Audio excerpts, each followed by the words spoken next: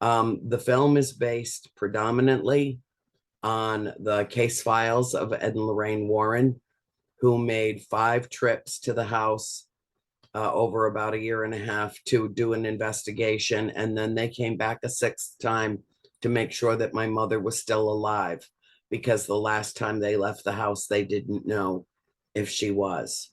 Mrs. Warren told me that 40 years later, after I had seen her for the last time, she recognized me as an adult instantly, and we had a very long talk. And she told me, Ed had, of course, passed in '06, and she told me that his last wish was that she tell the family story, our Perron family story, because in his own words, it was the most intense, compelling, disturbing, and significant investigation that they'd had ever conducted across their entire career, which is why it was the first in, I believe, 7 films now. But all of those films are based on different case files from the Warrens, and only the first one is about my family's story. And it bears no actual resemblance to what happened. The names and, the likenesses, of course, that's my family on film.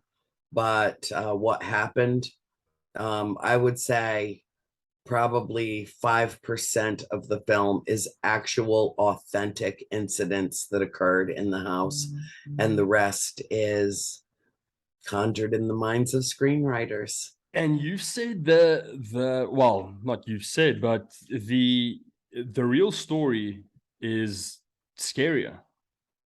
Yes, I think it's probably the first time that Hollywood ever toned down a story rather than exaggerating it, Yeah. because they felt that they had to.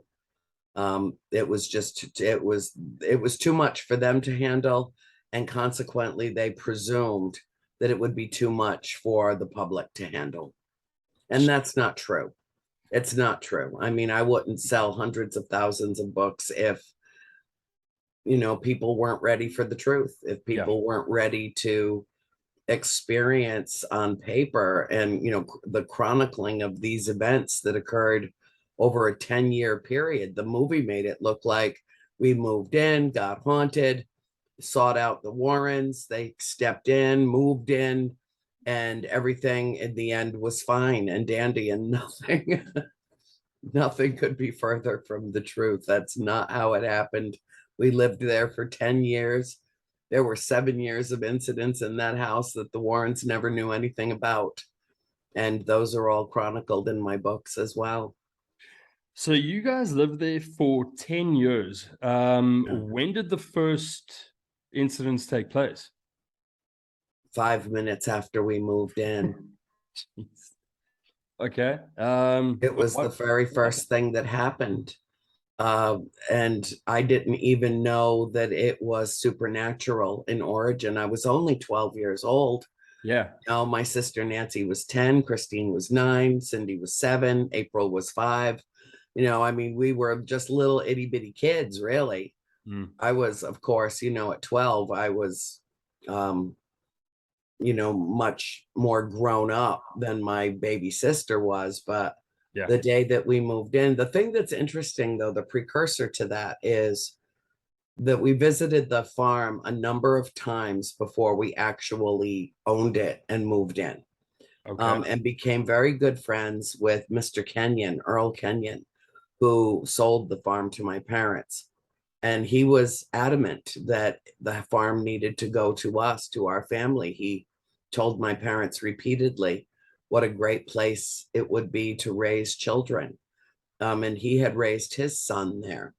Okay. So with his wife, who had passed away about a decade before we moved in.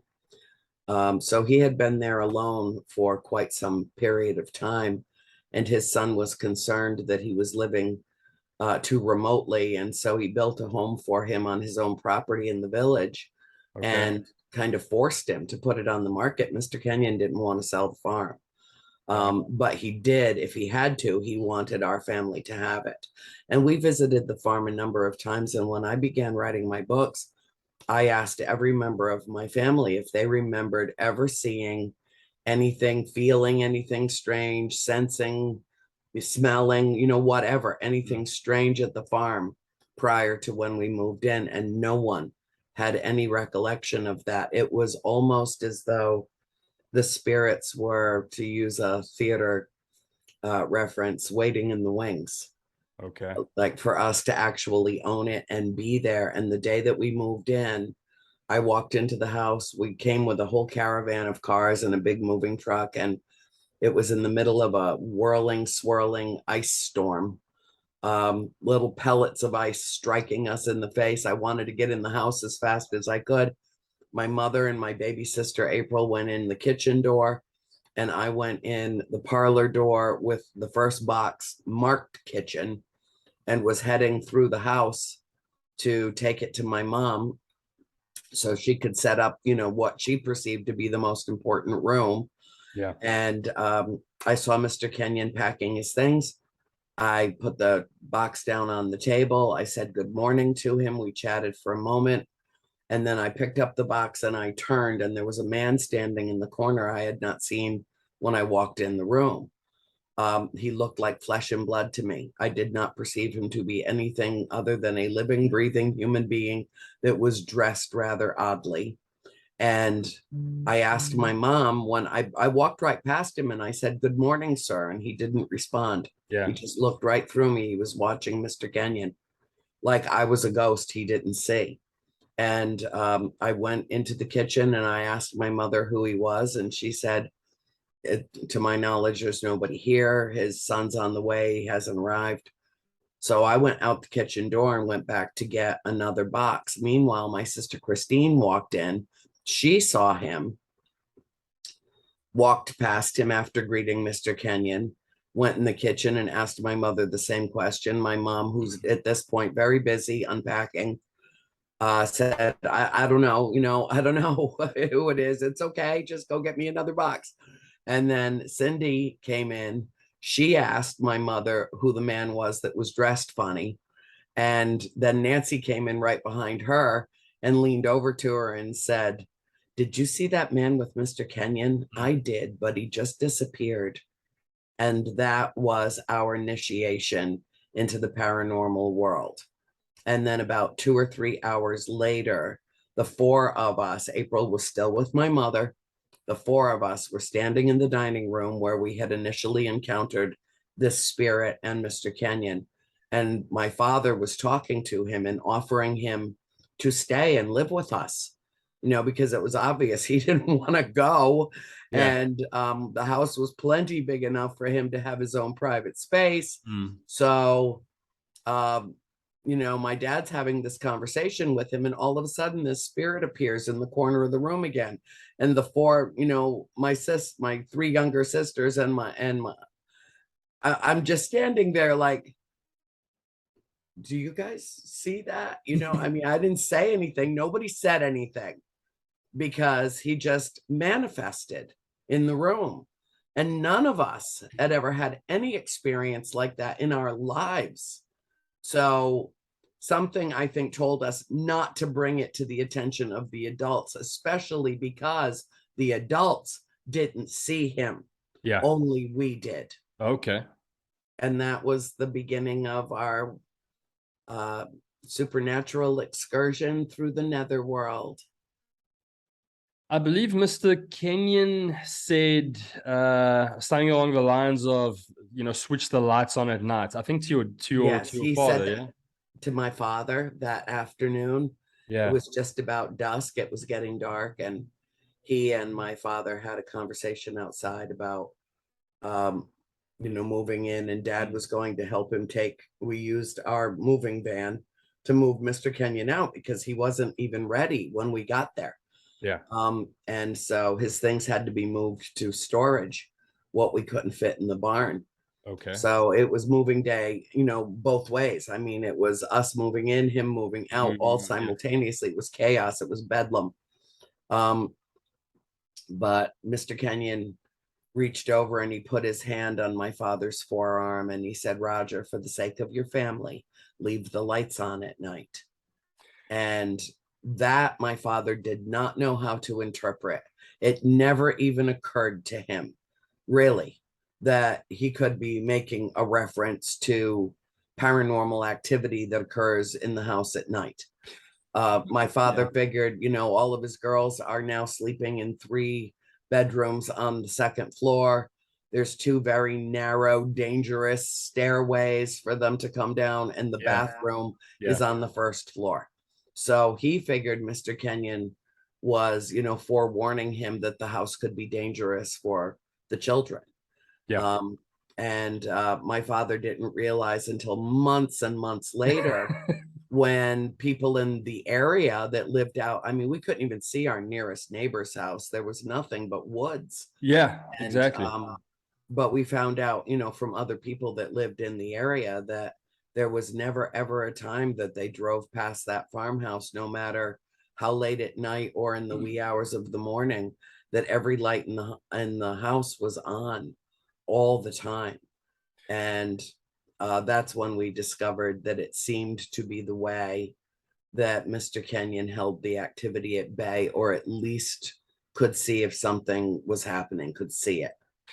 Did he make any reference before you guys moved in that, it's haunted, or disclose any of that?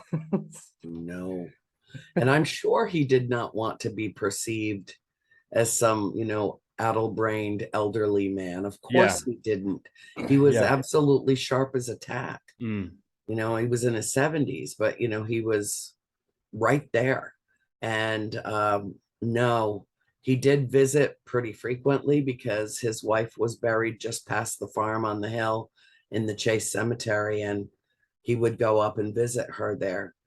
And so he would stop by and check on us, and did so with, relative frequency. And my mother, once things started happening in the house, one time I remember specifically her asking him about strange noises that she was hearing in the parlor. And he just patted her on the hand and said, swallows in the chimney, my dear, swallows in the chimney. Okay. And so that was the way that he reconciled whatever he had heard in the house, and, to put her mind at ease. But no, he never had a conversation with either my father, who he was very close to, or my mother, who he adored. He never had a conversation with them about the house being potentially a haunted location. You guys stayed there for 10 years. Yeah. I guess what a lot of people have, you've probably been asked this before, but why not leave earlier? Well, my favorite version of that question is, what the hell is wrong with you people? Well, to put I mean, really, you stayed in an environment like this? And there are 100 different answers to that question. The one important answer to that question, in hindsight, in retrospect, is that we were supposed to. And then 30 plus years later, I was supposed to start writing this tale of darkness and light and share it with the world when the world was ready to receive it. Okay. I feel that in some respect, I believe in free will. I have a degree in philosophy, and I studied a lot of, religion and free will versus determinism and, all of that. But I really do believe that in some way it was our destiny to be at the farm, to stay at the farm, and then to share the story of the farm. That I think of it as a paranormal public service. Okay. That it's a way of telling what is considered one of the most extreme hauntings that have ever occurred in the whole world, let alone the United States. I mean, this house was haunted before it was the United States. This house had activity going back. I mean, the land for it was deeded in 1680. The house as it stands now was completed in 1736, which is 40 years before the signing of the Declaration of Independence. Yeah. This was a true original colonial home, which is why my mother lost her mind over it when she found it, because she wanted her children to grow up at a place in the country. She wanted us to live in the country the way that she had as a child. And there were a lot of things that catapulted us there, a lot of pieces of a very strange, convoluted cosmic puzzle that all had to fall in place out of thin air exactly as they landed for us to even get the farm, let alone, be able to live there for a decade. But at the same time that this was occurring, we had like right after we moved there, this country went into a virtual socioeconomic crisis. Not only did we have the Vietnam War exploding, the oil cartel was formed in the Middle East. The price of oil and gas went through the roof. My father had a business, not as a truck driver. He had his own business, and he sold his wares out of the trunk of his car. He had clients all the way from Quebec to Florida to Ohio. So he was in the jewelry business, and Providence, Rhode Island, being the jewelry capital of the country at that time, was where he restocked. Whenever he would make a trip, he would come home and go see his buddies and go, fill his trunk back up and go back out on the road, a week later or whatever. So he was away from home as much as he was at home for the first couple of years, which is why he had a great deal of trouble assimilating what he was being told when he came home, and didn't even necessarily believe my mother when she was telling him what was happening. And we knew if he didn't believe her, he wasn't going to believe us. Sure. Yeah. So it became a taboo subject, and it was a taboo subject. It was not something that one discussed amongst their peers. We found out the hard way by just being honest with people that we were becoming friendly with, and we would tell them, incidents that happened in the house, and then they would go tell their other friends, and then people were asking questions, and then parents started calling the school. And at one point, in I think my sophomore year of high school, I was threatened by the school principal and told that if I said one more word about my so-called haunted house, that he would make sure that I was expelled and that I would never find my way to college. Oh, wow. And you want to know what terrifying is? Yeah. That is terrifying for a goody two shoes, straight A student to hear those words. And he was very unkind in the extreme to me. And I just stopped discussing anything about it, and would tell people, that it was not something that I could talk about. Yeah. And so, but everybody by that time, everybody in town knew that we were having issues at the farm. The house had a reputation that no one ever shared with us until we, had lived there and started having experiences of our own. But, people think that 2008 was tough and that the pandemic was tough on our economy, but you have no idea. You're too young to even remember, or you're maybe not even alive yet, when we had to get gasoline for the car based on the last number on the license plate, odd or even. Gasoline was available on, Tuesdays for odd numbers and Wednesdays for even numbers. And people were running out of gas, and while they were waiting in these long lines and having to push their cars into place, and, the price of gas quintupled overnight. I mean, it was huge. The housing market was exploding. Our new home that my parents had put everything they had into buying this magnificent 200-acre estate we couldn't just walk away from it. It would have bankrupted our family. And Okay. if my parents had immediately put it back out on the market after moving into it, the next logical question for any prospective buyer would be, why are you selling this house as soon as you moved in? Yeah. I mean, that's logic would dictate that that would be the line of inquiry. Um, Okay. and my father didn't believe that it was actually happening. And so, since he was the man of the house and, it was a different time and he was basically calling the shots, he didn't want to hear it when my mother suggested that we sell the farm. And we didn't want to leave the farm. Let me clarify that as well. And all of us had had experiences while in the months that we had lived there before this all came to a head, Mm. between my parents, and we didn't want to leave. I mean, we as children adjusted to this new environment with, I don't want to say relative ease because that would be disingenuous, but we we were more open. I think children are more open Mm.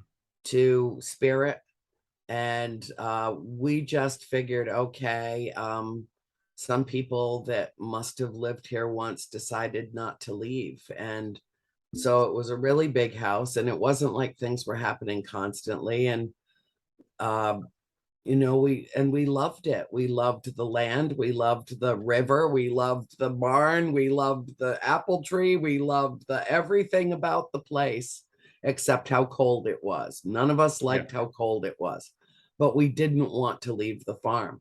And so our family, being a democracy at that time, when when the subject came up, we all uh voted we wanted to stay. My mother was the one kind of left out in the cold in terms of her opinion about the place. And in the end, we were no longer a democracy. In the end, 10 years later, my mother told my father that she didn't think she would survive one more winter in the house and that we had to sell it. And they put it on the market, never told me a thing. I was off in college. Nobody mentioned it to me on any phone calls or anything. And then one day in my senior year, just before I graduated, I got a phone call from my parents that the farm had been sold, and I went into meltdown, hyperventilation mode. I couldn't believe it. I was so angry, so upset, so hurt that no one had even discussed this with me and how I might feel about it, because in spite of the activity in that house, I really loved the place. It was the Mm. only place that felt like home to me. I didn't want to go anywhere else. And I thought that I would live there for my whole life. I really did. I really did. And I was shocked, shocked. And then when my mother explained that it was, taking a tremendous toll on her, I had been away for, the bulk of 4 years Yeah. in college. And, yes, of course, I saw her when I would come home for the summer and for the holidays and things, but I didn't realize the toll that it had taken on her Because physically, she was mentally, targeted. emotionally.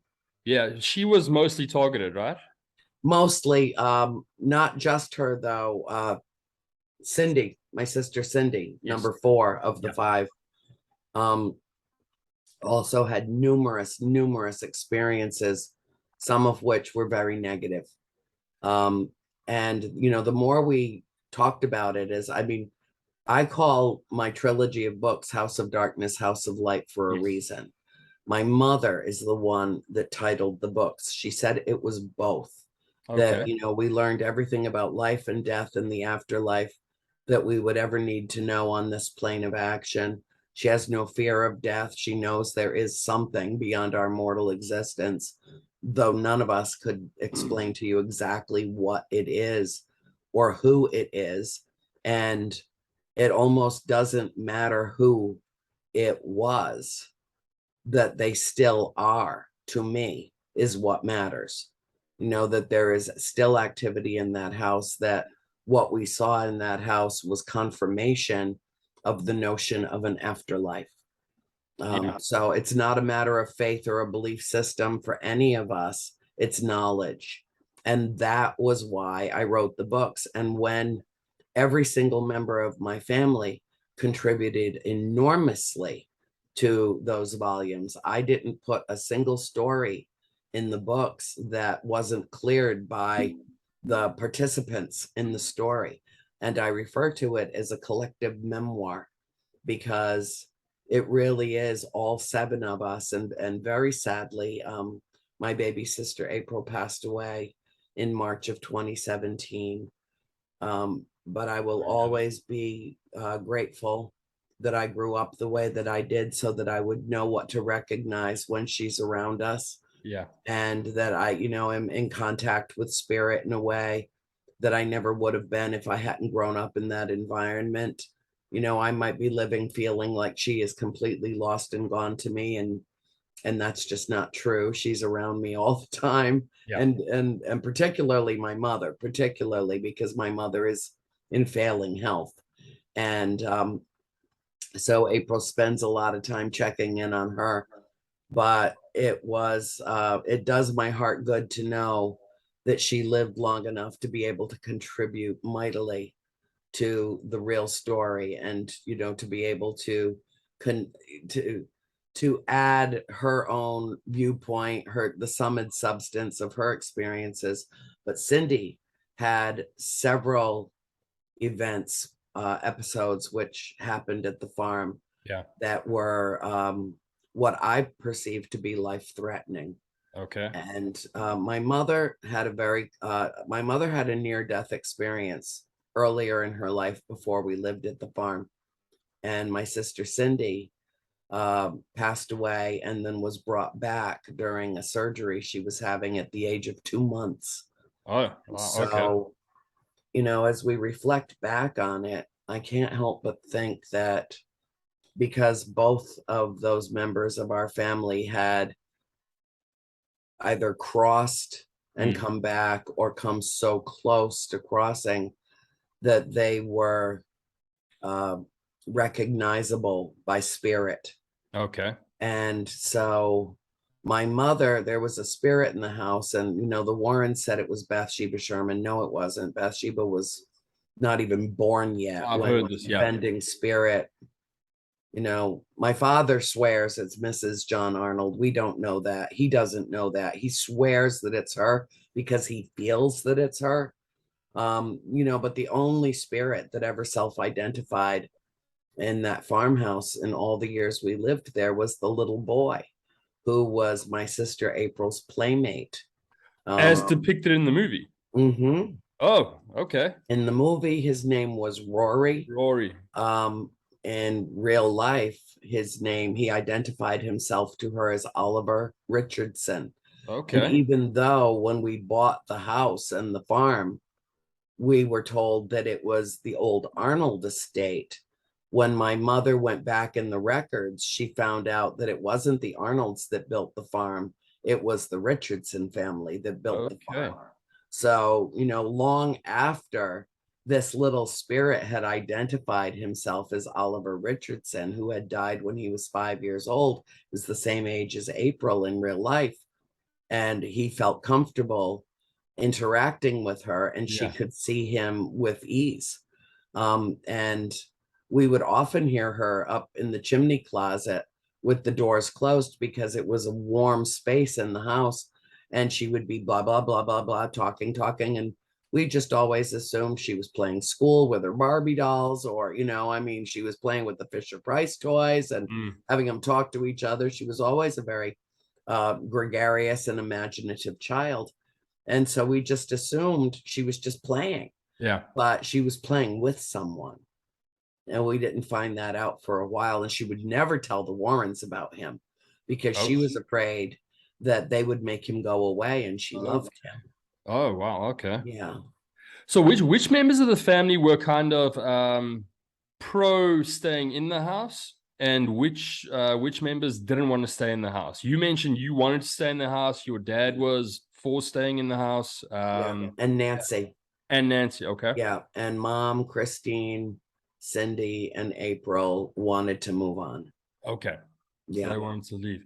Did you know, as depicted in the movie, well, I guess what I'm asking is, you know, did this really happen? Did the part where I think it was Christine in the movie, she got pulled out of the bed? Yeah, that's real. That's absolutely real. That absolutely happened to all of us, you know, at one time or another, and some of us over and over again. Absolutely.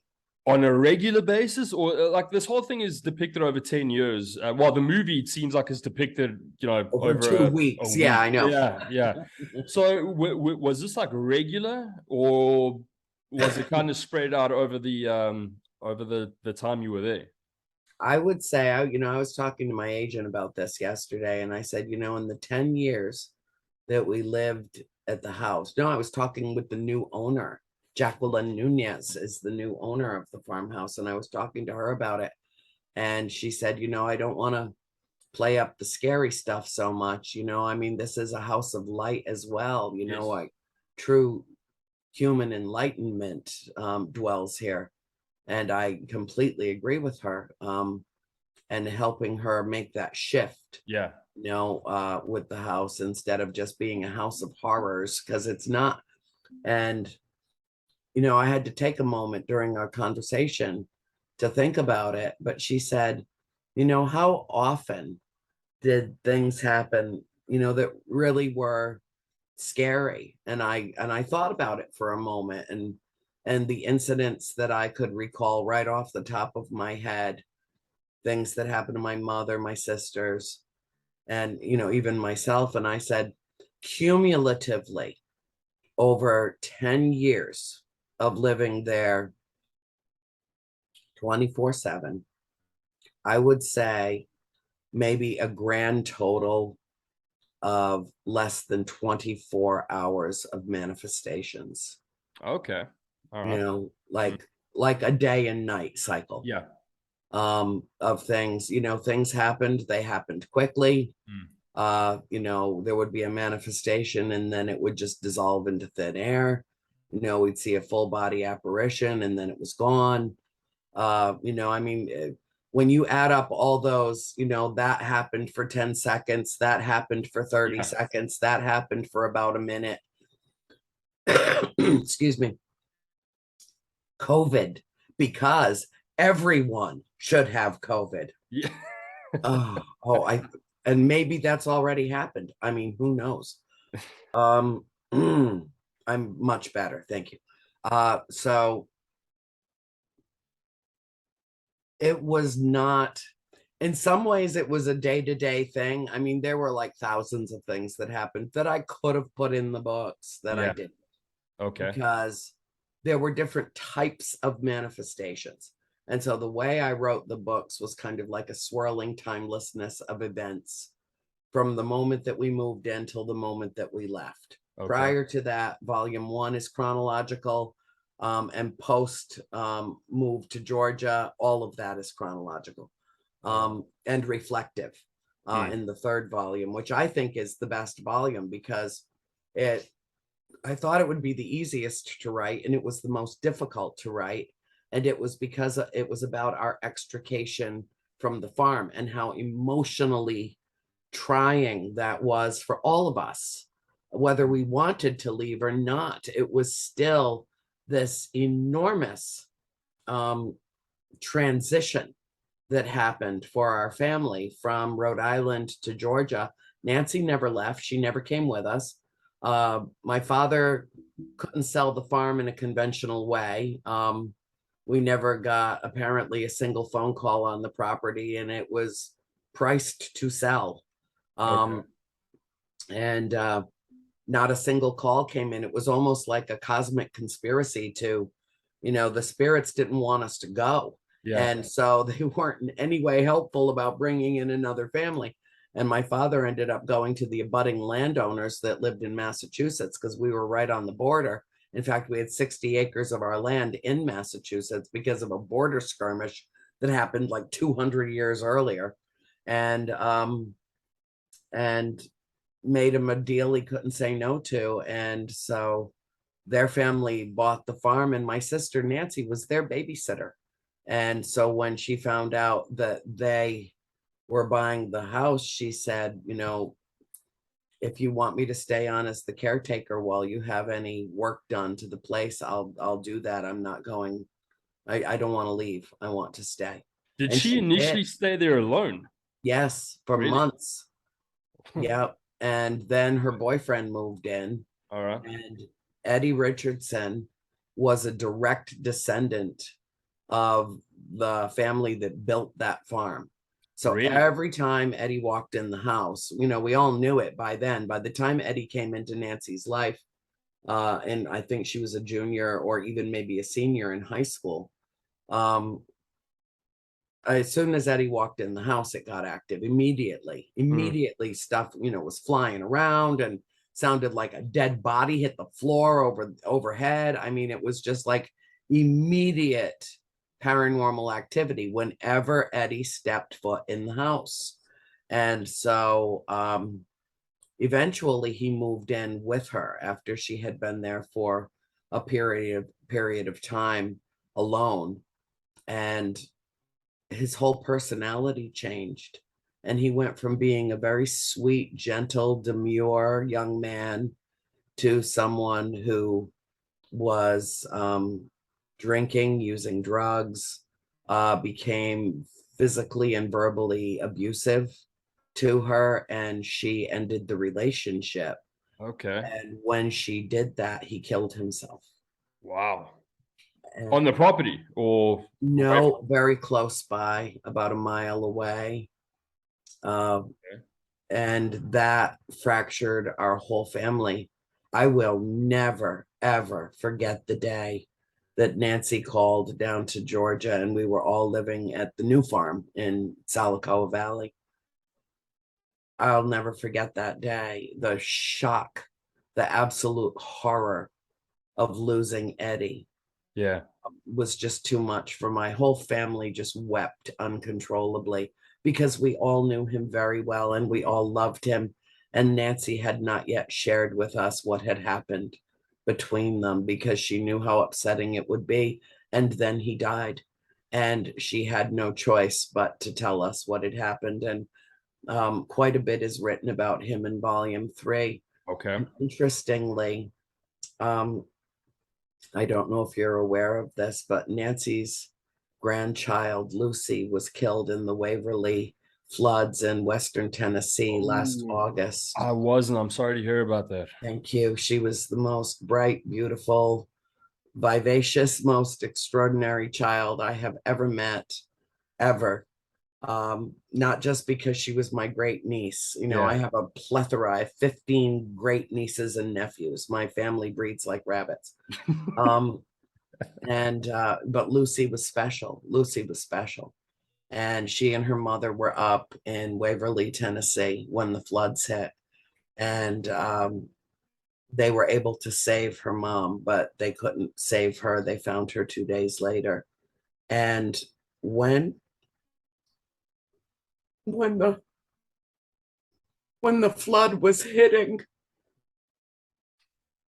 and Nancy had found out that Lucy was missing, she started screaming. She was alone in her house, and she started screaming for April, our sister, and Eddie to go rescue Lucy, to pluck her out of that water, to save her, to go get Lucy. And she was screaming it. Meanwhile, one of her other grandchildren was with her other grandmother, and she's a deeply sensitive child, and she was only, I think, 7 years old at the time. And she came out of her room and she said, Grandma Becky, Auntie April just came to visit me, and Wow. she has Lucy with her. Why does she have Lucy? And there was a very tall man with red hair. I've never seen him. I don't know who he is, but he was with them. And that was Eddie. Wow. Jeez.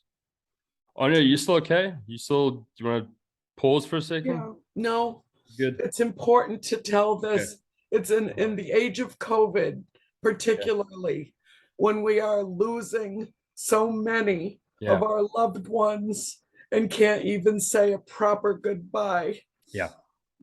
I think that it's important to share that aspect of the paranormal that brings us hope that there is something, that there's someone to get us on the other side, to take us by the hand, that there's someone there that we can be received by and in a loving way. And so that nobody really does die alone. It's comforting. Yeah. It Definitely. is. I find the thought of an afterlife incredibly comforting, Yes. and I don't know why anyone wouldn't. I suppose that's where the light part of the title of your book comes in. Yeah, It is that comfort from, when we die, there is something else. There is, we do go on in some way, shape, or form. We yes. do, and some stay behind. Most go on. Yeah. Some stay behind, and the most comforting thing about Lucy is that she didn't suffer. I mean, this all happened simultaneously, and her home was hit with a wall of water, an avalanche of water. She was ripped right from her mother's arms. Her mother drowned. They were just able to save her, but they couldn't find Lucy to save her. They found her 2 miles away from the house downriver 2 days later. And, but she didn't suffer because she was a strong swimmer and she loved life and she would have fought for her life. But at the same time that Nancy had just found out that this had all happened, Lucy was already with her aunt, and it was over. She wasn't suffering someplace. And that is the most comforting aspect of all.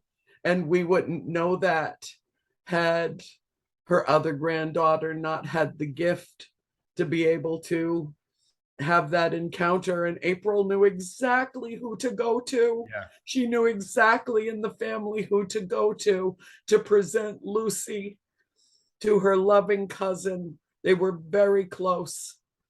And the one who nobody would question, everybody would automatically believe. And as soon as she said what she said to Becky, Becky called Nancy and told her that Lucy was already gone. And this is why, and this is what she said. Wow. It's very powerful. Yeah. And it is very emotional. And it's a story that's filled with grief and a horrible natural disaster, but it's also filled with love and hope. Yes. Definitely. Wow. How you Sorry, do? I didn't mean to cry on your No, air. no worries at all. I do that. It's not terrible. It wasn't a terrible, ugly cry. I can ugly cry, honey, and really, I can. But it's all good. I It's have all come good. to terms with her loss. Yeah. How are you feeling with the whole COVID? You mentioned, when I spoke to you the first time, you said you came down with COVID. How are you feeling now? You still good? Ugh. Oh, really? Well, better. I had it before anybody knew what it was. I got it from a couple that had just come in from the UK. Yeah. Flown in from London the night before, and they were both sick as dogs in September of 2019. COVID has actually been tracked back in this country all the way to August of 2019. Okay. The first 2 deaths that occurred on American soil happened in California. 2 people that had come into the country from LAX, through LAX, and didn't know each other, came in at different terminals, had no contact with one another. And so those are the first, patient 1 and patient 2, but they didn't know how to identify the virus yet. Yeah. And then, of course, this couple comes in and comes to a Paracon that I was attending and wanted to talk and talk and talk and talk. And they were obviously so sick, thankfully I had tissues at the table to, but they couldn't get their money back, and they'd come a long way to attend this event. And so there it was. And I picked it up before, oh my God, I think before I even left the event, I was feeling symptoms of something. But, you know, we in this community have a running joke. If you're going to go to a paracon, you're most likely going to pick up con crud, which is, you know, generally a cold or, you know, some kind of sinus infection or Yeah. something. You know, you're going to get exposed to so many different people, you're going to pick up something. So we just generically call it con crud. But this was different. This was different. And I was sick very fast.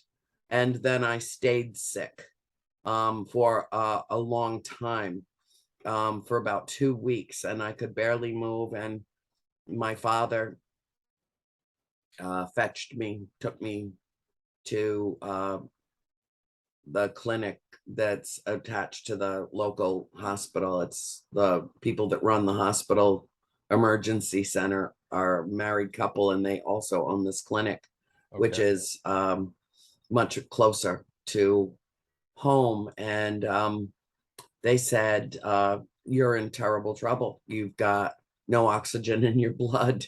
I was hours away from my vital organs shutting down, and I didn't know it. And they treated me with bizarre liquefied oxygen and, you know, liquid antibiotics, and filled my body with about a gallon of fluid of, you know, I mean, they washed my blood essentially and just loaded me up with oxygen. And the next morning, I got on a plane and flew back to Michigan and stayed for 4.5 weeks and did 10 events, you know, just popping a regular dose of antibiotics. And I got through it, but they could not identify what it was that had made me so sick. It never went down into my lungs, it stayed in my bronchial tubes. Okay. And then the second time I got it, which was on a flight, I think on a flight back from Rhode Island about maybe 5 weeks ago, it pretty much knocked me out for a couple of weeks. And then I picked it up again, the special UK variant I brought home from Scotland as a souvenir. And apparently so did about a third of the tour group. And I'm surprised it's not more. In fact, I suspect it is more. I mean, we were all on the same bus, breathing the same air, singing at the top of our lungs Yeah. for plenty of miles on that trip. Probably drove the bus driver insane. But we were, you know, we were pretty well in tune, all things considered. And it was a wonderful experience. And I came home tired with a very sore throat and itchy ears, and losing my sense of smell and taste again, which I had just gotten back. And so I knew that I had picked up the UK variant before I even took a test. I knew it. I just knew it. And then my phone starts pinging, you know, from one person after another. I just tested positive. I just tested positive. I'm like, oh, damn. Oh, God. Oh, goodness. You know, but this time it was nothing compared to the first time, and Yeah. next to nothing compared to the last time. You know, so I got the antibodies kicking here. You know, I'm cooking with gas when it comes to COVID and variants too. Yeah. Yeah. You know, you can't, I just don't think that we can isolate ourselves forever. You know, that at some point we have to do what we can to protect ourselves, know that there are treatments available if we get in serious trouble, and go forth into the world. Because otherwise we'll all live in hovels for the rest of our lives trying to avoid each other. And all that does, and I think it's been well proven Yeah. over the last 2.5 years, is all that does is make humanity even crazier. Yes. Well, yeah. I mean, you talk about paranormal activity. Yeah, that is it's been a bit of a shit show. Yeah, You know, yeah, that. to put it lightly. But yeah, I mean, in any case, the one thing I just want to get back to, because I mean, when me and you spoke over the phone the first time, I think we spoke about, I think 10% was probably about, you know, the experiences in the house, and I think the Yeah. other 90% was about politics and stuff like that, which I can go on to, you know, I can carry on with that for hours and hours. I still maintain that the paranormal is probably, I think it's a little bit more fascinating than, you know, politics and you know, some of the stuff that's going on in the world now, which just makes absolutely no No sense. sense at all. And, you know, I mean, other than voting, you know, we really are powerless to affect any positive change. well, protesting too, which I've done my very fair share of. But no, that's, and because there are so many varying opinions out there, and there are so many people that are grossly uninformed or misinformed. It's just the perfect recipe for a fight, and I just don't want that in my life. I decide who I will engage with and who I will not, and who is toxic to me and who is not, and I get to make those decisions. But I think that the playing field levels when it comes to the paranormal. Even though you are well saturated in this field and a seasoned person who knows that even the paranormal has its own kind of inner workings of political discourse. But I avoid that like the Black Plague of Europe. I do. What I do is I talk about the fact that there are so many people in this field who whose stock and trade is fear. Scary movies, scary books, scary this, scary that. I don't know why human beings like to feel scared. Maybe it makes them feel more alive. I think it's the sensation. Well, yeah, I think that's a good way of. I think it's a good way of looking at it. It's the sensational aspect of it, but I think there's something about it which kind of does make you feel more. It gets the adrenaline going, type of thing. Well, I'm speaking for me. You say I wouldn't really say I'm well saturated in the field at all. I'm more of I'm curious. Yeah. But I don't curious enough to have, really, you've had some really great guests on your show. You've been privy to a lot of authentic information. Yes. And you're very selective about who you bring on your show, so that you're not, feeding the beast of misinformation. So you're very responsible. I do my homework before I do an interview, and and I learned the hard way that I had to, and I admire and respect what you do with your podcast. And I'm proud to be a part of it. Frankly, I really am. I thank you for the invitation. Thank you. I was going to do now that you say that about being picky and so on, I was going to do a Netflix documentary recently came out titled The Most Hated Man on the Internet. I don't know if you've seen that at all. No.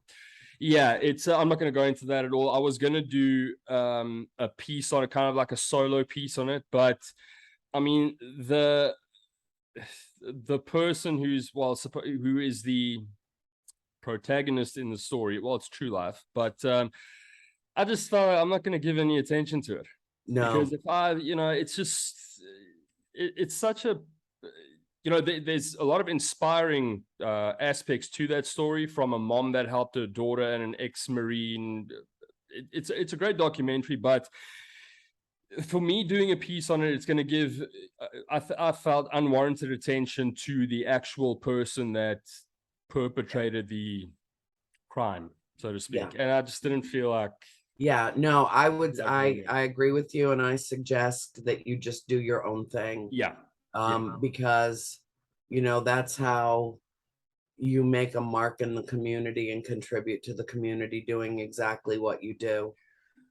So just I would avoid that. It's not helpful if it doesn't add to the greater good. Then just don't bother. The story which the Netflix documentary covered, and they did a good job in doing that, was focusing on the mother and the ex-Marine who helped the victims of this idiot seek justice and find justice at the end. And I mean they did a great job. They don't need my help in because I've seen a lot of people have done a piece on the show, but they focus on the bad of it because more people are going to watch it, I suppose. And for some reason, that's why there's a lot of people that gravitate to this community because they want to have the bejesus scared out of them, or they're just so fascinated and curious about the notion that the paranormal even exists. when I started writing my books, I didn't even know there was a paranormal Yeah. community worldwide. I had been away from it for so many decades that I literally did not know that there were millions and millions of people worldwide that were curious and fascinated and felt the subject matter, quite compelling. I literally didn't know if I would have an audience of readers for my books, Yeah. and I wrote them anyway. I think from my perspective, it's kind of, with politics and basically humans just, stuffing things up left, right, and center. This is kind of the ultimate good versus evil in Yes, sort of its purest form, in its so to speak. purest form. Yeah. Yes, it's the So that's what perpetual fascinates conflict. me. Yeah. That's Mhm. what fascinates me and kind of piques my interest. It always has. I've just kind of put it on this platform now, and I've been lucky enough to speak to a lot of interesting and inspiring people. But yeah, it is very interesting. I just want to get back to the one piece though. I read that your mom she spoke to a person called, I think it was I'm probably going to butcher the name now, Mr. McKeachern.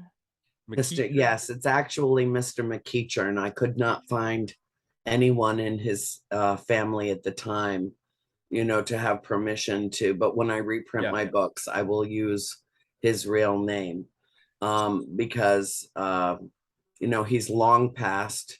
He Okay. doesn't seem to have any relatives that would care one way or the other, that we could find. So Yeah. I will, when I reprint the books with my new publisher, I'm going to change it from McKeachern to McKeachern, Okay.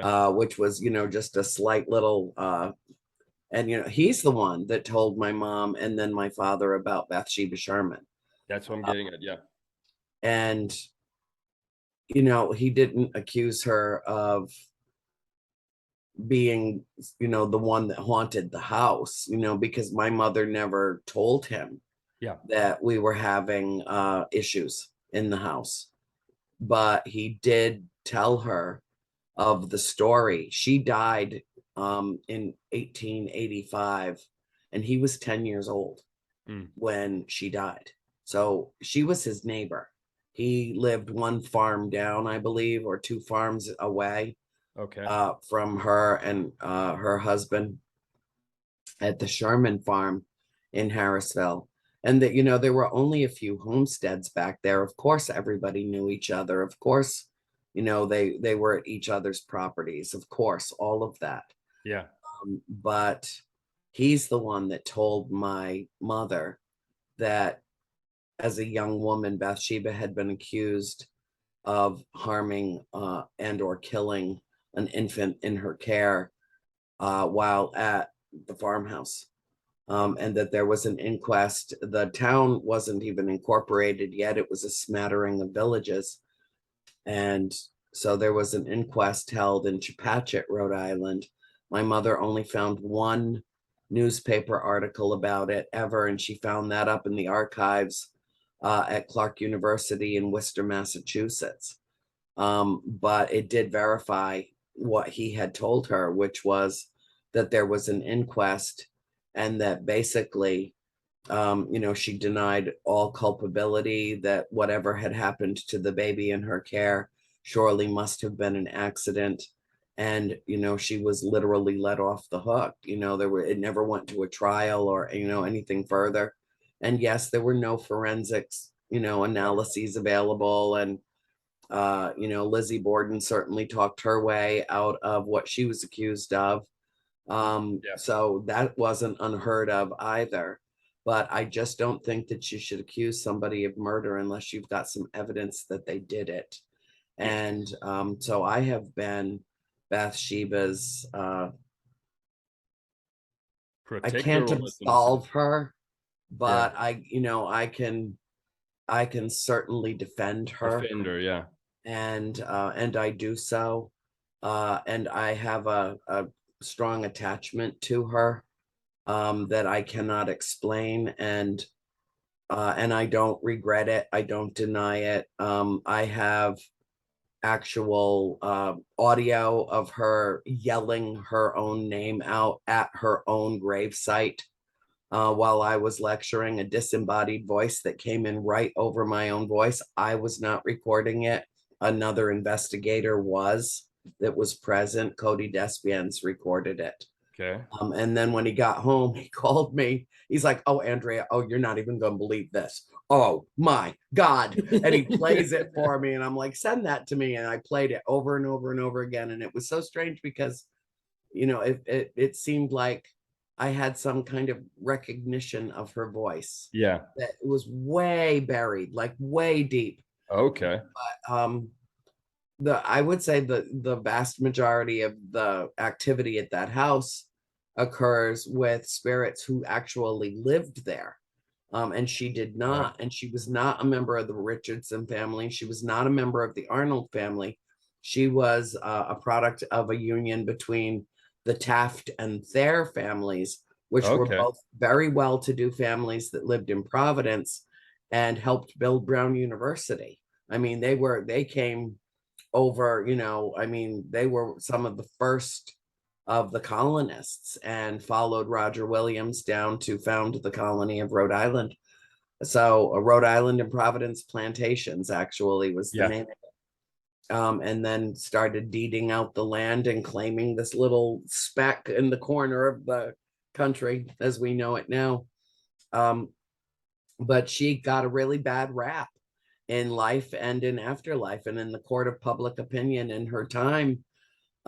She was accused of killing that child, and it hung over her head like the sword of Damocles her whole life.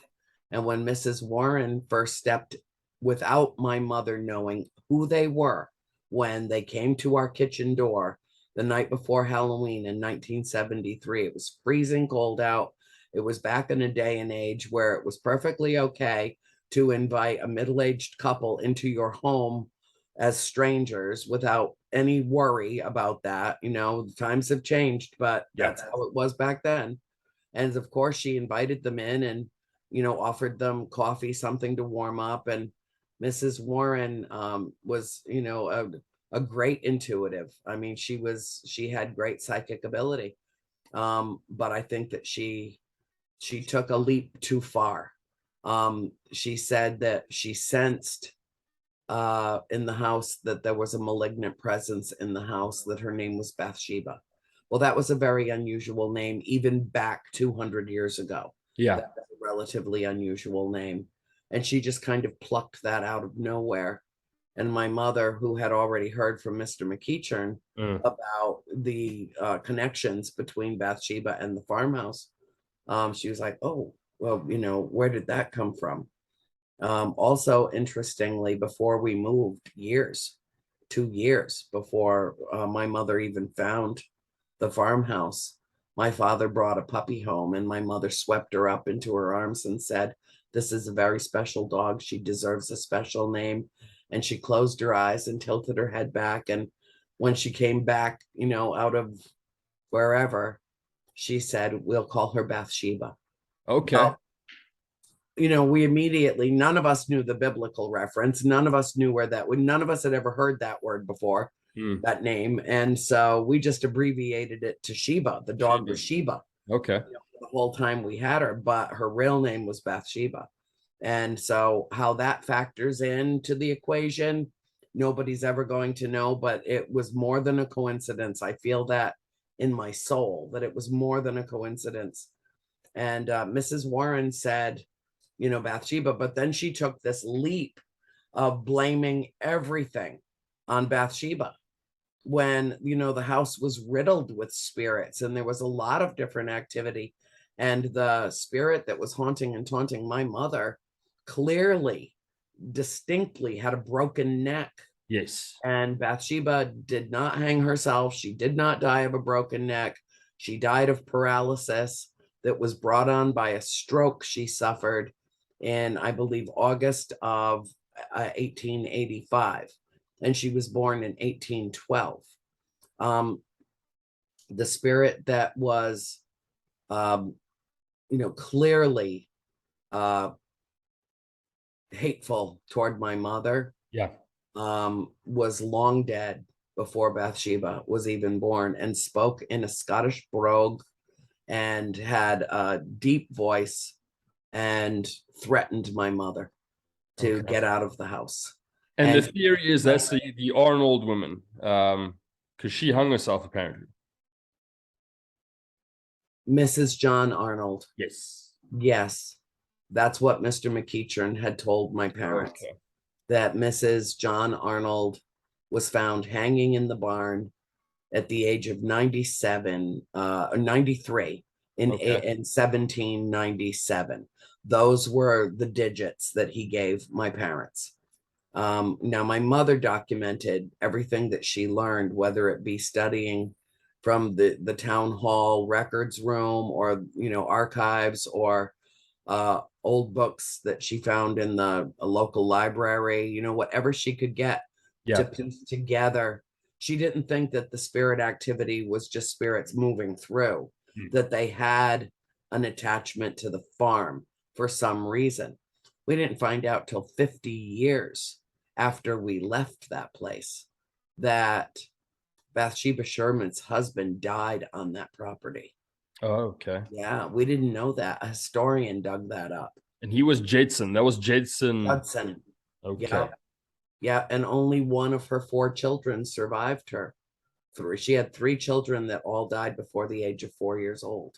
Yeah. They're Oh, all wow. buried beside her. And by the way, had Bathsheba, actually been a practicing witch and there was any evidence of it, she would not be buried in hallowed ground in the center of Harrisville. Oh, yeah. Wouldn't. Okay. Pardon me. Edit that out. Sorry. It's fine. Hold on. Okay. Oh my God, this has got to be over soon. Yeah. I've got Hopefully. traveling to do to go get another disease. Why do you think um, Lorraine Warren kind of stuck to the narrative of Bathsheba being the evil entity? I don't think she necessarily did. I never read her Case files. Ooh. yeah, her case files. I never got to see them. She did borrow my mother's file and never returned it. And I do know that that was used as part of the case files for the, I know that through a producer of The Conjuring, that my mother's notebook was in her possession and was used as part of the story, in fact. Yeah. But it was never returned to my mother, which is not right. My mom asked for her notebook back many times. Mrs. Warren borrowed it under the guise of making Xerox copies, back when Xerox machines existed, Yeah. of everything that was in it, and then that she promised to return it to her, and she never did.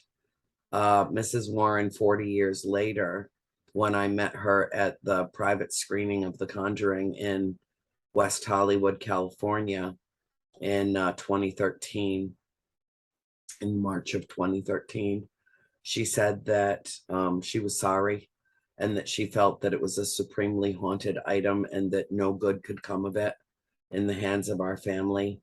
And that's why we never saw it again.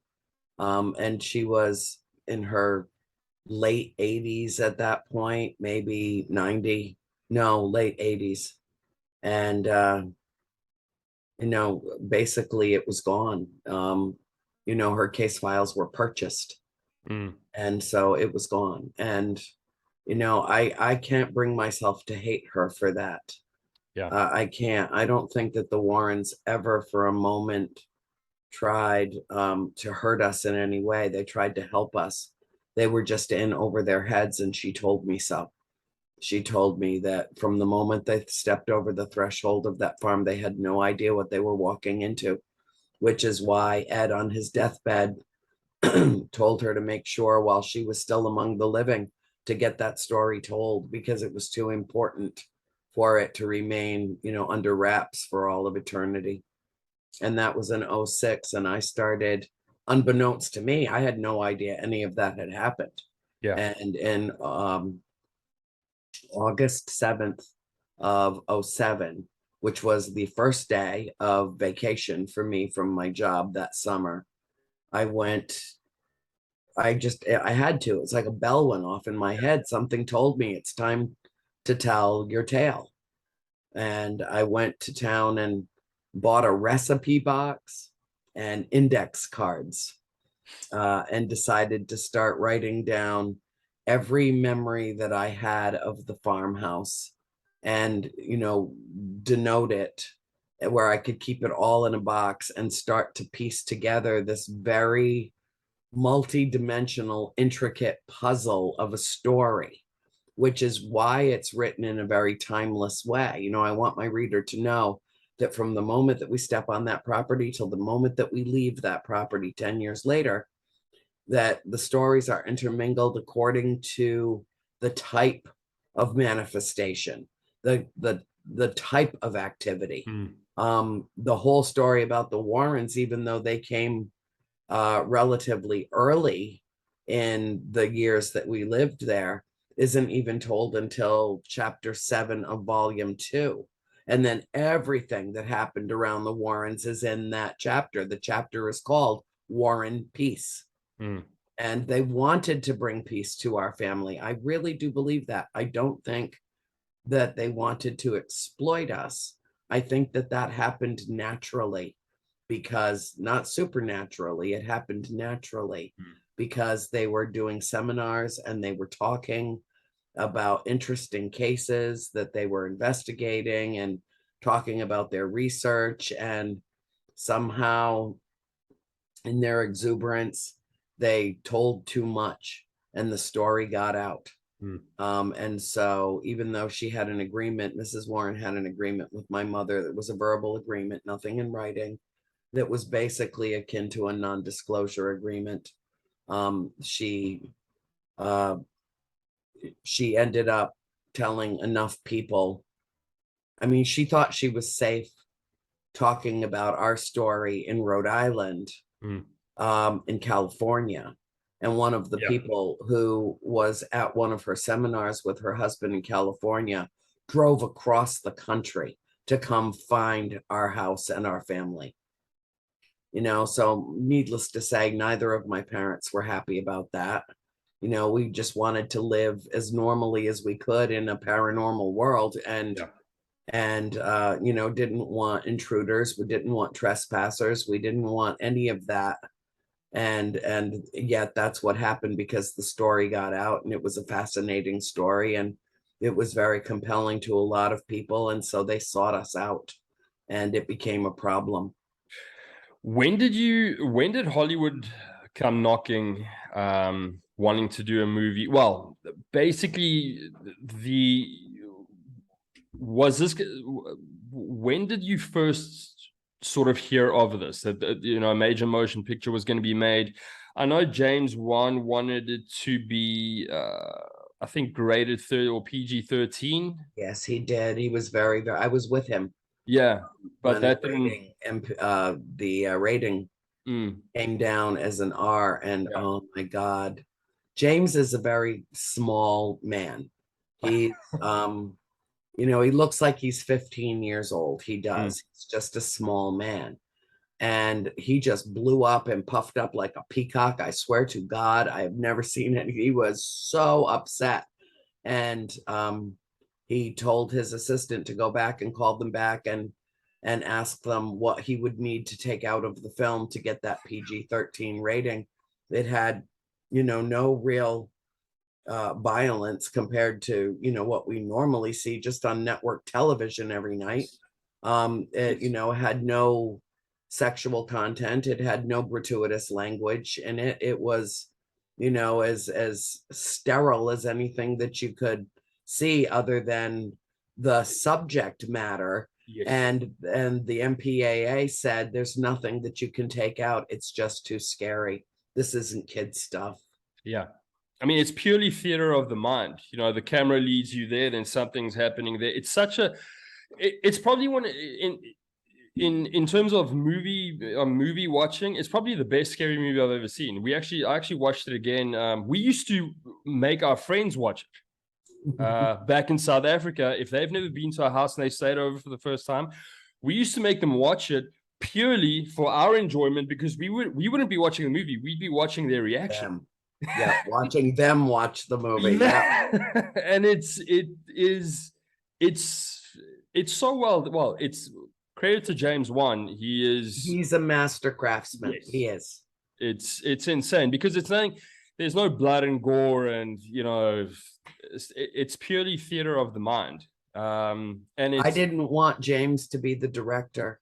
I was very upset when I found out that he had been brought on as the director. And I had never seen any of his films. I only knew them by reputation. Yeah. And the executive producer called me and said, Andrea, you'll be happy to know we got our director. It's James Wan. And I was like, are you kidding me? You just hired the king of slasher porn to make our intimate family story. Are you kidding me? And he's like, no, you don't understand.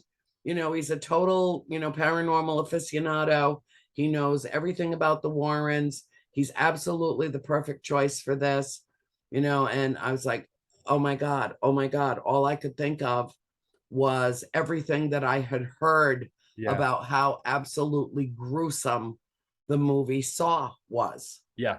And, I would never lay my eyes on, I don't watch horror films. Literally the only horror film I have ever seen in my life is The Conjuring, because I had to. Yeah. It's not my thing. I watch, Broadway musicals. I watch BBC. I'm into, everything BritBox, and I watch the news, like the real news. Yeah. Not the fake news, the Not real the fake news. Yeah.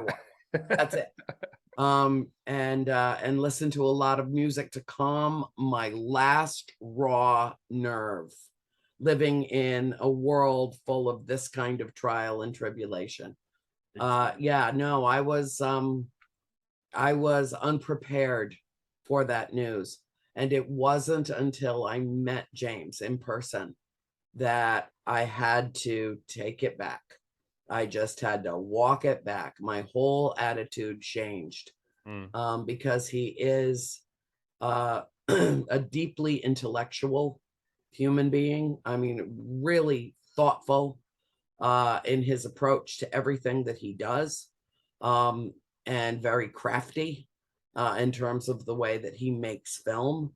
But the thing that impressed me the most about James was the way that he handled the children on the set. My biggest concern in making The Conjuring, once they finally settled on that title,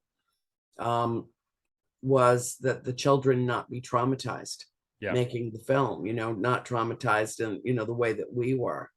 And he had a built-in support system for every single one of them. Parents and some siblings were there, and they had I don't like a counselor available. He spoke with the girls. He treated those 5 girls like he had birthed them himself, like they were his children. And he bumped one in the shoulder as she passed by and go, it's only a movie, I mean, after she had just filmed a difficult a difficult piece. I was on the set, my family was on the set. Hold on, there we go. Sorry, my computer just suddenly popped something up on my screen. It's prone to do that. It speaks. No worries. And it was my father and my 4 sisters and myself. My mother reneged and refused to come on the trip at the very last minute. And while we were all away at the soundstage, well, we never went to the soundstage. We only went to the remote location that's behind you, that house. That tree that you see there, that's not even a real tree. That is not a real tree. I read that. Yeah. Made in the art department at Warner Brothers. Thank goodness. Yeah. I know it's bizarre, but my mom fell and broke her hip while we were away. and said she had been pushed. And she had no recollection of it. But when she came out of anesthesia, we raced back the next morning to Atlanta and went to the hospital to see her. And when she came up out of her anesthesia, she said, I haven't felt that presence in more than 40 years. Wow. And then she laid back down and slept all the way into the next day and has no recollection of saying that. But she said that in front of all 5 of her kids and her doctor and 2 nurses. So she felt like something had been stirred up and that she took the brunt of it. And, I confronted it and I said, Bathsheba was very upset about the film.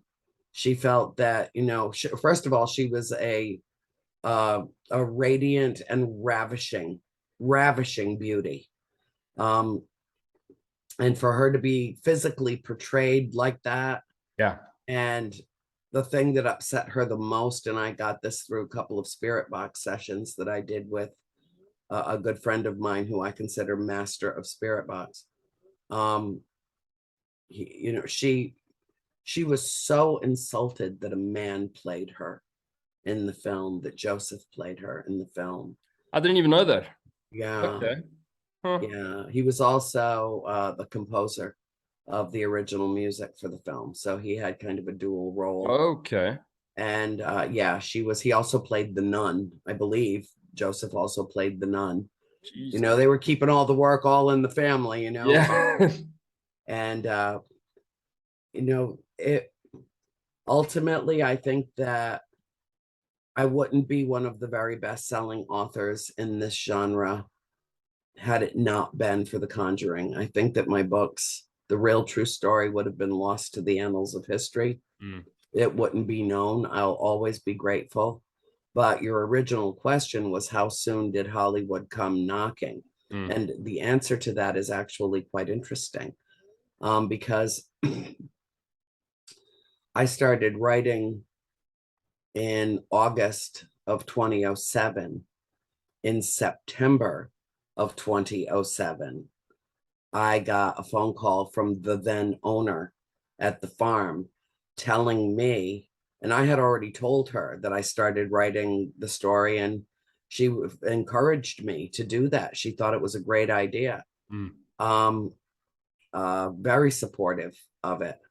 And then about a month later, I get a phone call from her saying that a Hollywood producer, had reached out to her about wanting to make a movie of the story and wanted to know how to get in touch with me, or I guess maybe any member of the Perron family. I don't know. I mean, she said me, but he could have asked for any of us. And she promptly told him that I only lived a few miles away and that I was already writing the story, and would he want my phone number, or could she give me his phone number? And so she called me and I said, yeah, you can give him my phone number. But, I didn't really take it seriously. Because, I mean, I don't even know how it coincided that I started telling the story in print at the same time that a major motion picture studio decided that they were going to make a film about the case files of Ed and Lorraine Warren. I can't tell you how many authors have come to me and said, how did you get your books made into a movie? And the answer is, first of all, the movie is, has nothing to do with my books. And second of all, I didn't go looking. They came to me. Yeah. Wow. Jeez. In the movie as well, just some of the stuff, were there funny smells as depicted in the movie? Sometimes gross, okay, horrible smells of death. Yeah. And the clocks that stopped at 3:07? 5:15. 5:15 clock that would stop at 5:15 a.m. Not all of them, just the one. My father's clock that he had inherited from his father. It's a small wall mounted, like a grandfather's clock, except a smaller version up against the wall. And it had always worked perfectly fine. My father had had it forever. after his father had died. So for years and years, because my Pepe died quite young, I believe he was only 52 when he died. Okay. And my father inherited that clock, and we always had that clock in the family. And it worked perfectly fine until we moved to the farm, and it worked fine at the farm until it didn't. And whenever there was a major manifestation in the house, it always seemed to happen at 5:15 a.m. and it stopped the clock. Wow. Yeah. And did We which still part of have the it. house? It's Sorry, hanging in my dining room really? right now. It works perfectly fine. Yeah. Okay. Which part of the house had kind of the most activity? Because I mean, I saw the real basement Mhm. on a document. The real basement is scarier than the one in the movie, in my opinion. Yeah, it is. And before they even put concrete down, when we lived there, it was a hard dirt floor. So it Okay. had a very pungent, earthy aroma Yeah. to it. And it always stays the exact same temperature.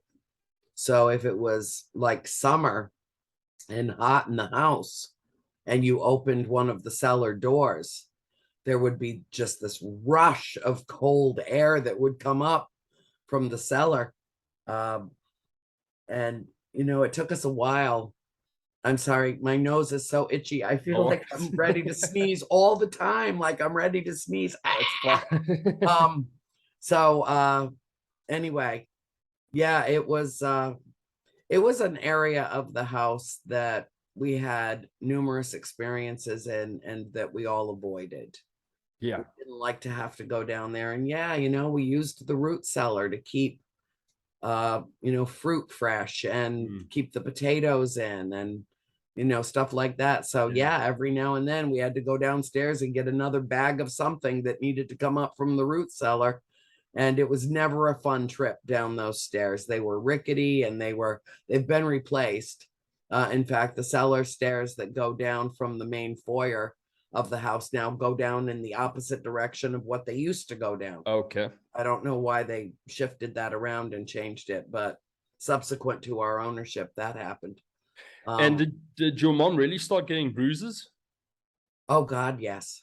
My Really? mother had numerous encounters where she was bruised and injured and had what appeared to have been a needle stuck in the calf of her leg and was pushed, was shoved, had a hand sigh fly down and come across the leather jacket that she was wearing, my father's bomber jacket, and destroyed that. And that saved her because that was a very sharp blade and it cut right across her neck in the barn.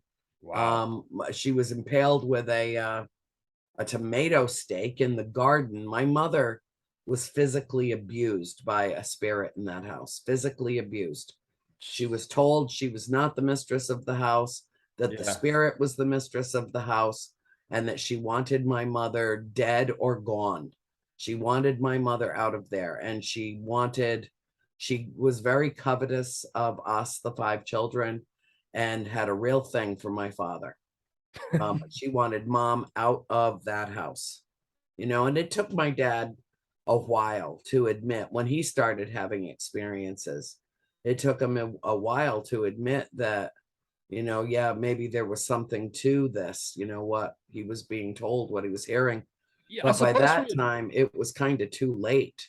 yeah. My mother was so bitter and resentful about the fact that he didn't believe her in the first place, that it created a rift between them that just widened into a chasm over time. And even though they stayed together for the 10 years that we lived there, within a couple of years after we moved to Georgia, my mother filed for divorce. It Mm, was a very sad time in our lives. yeah.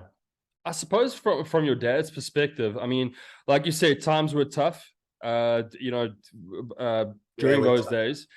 And he was working and really his focus was on Keeping a roof over our heads and food on the table. exactly. And I think this was kind of the last thing that he needed now was, Right. we have to move because there's, because of ghosts or whatever. So it's a difficult one.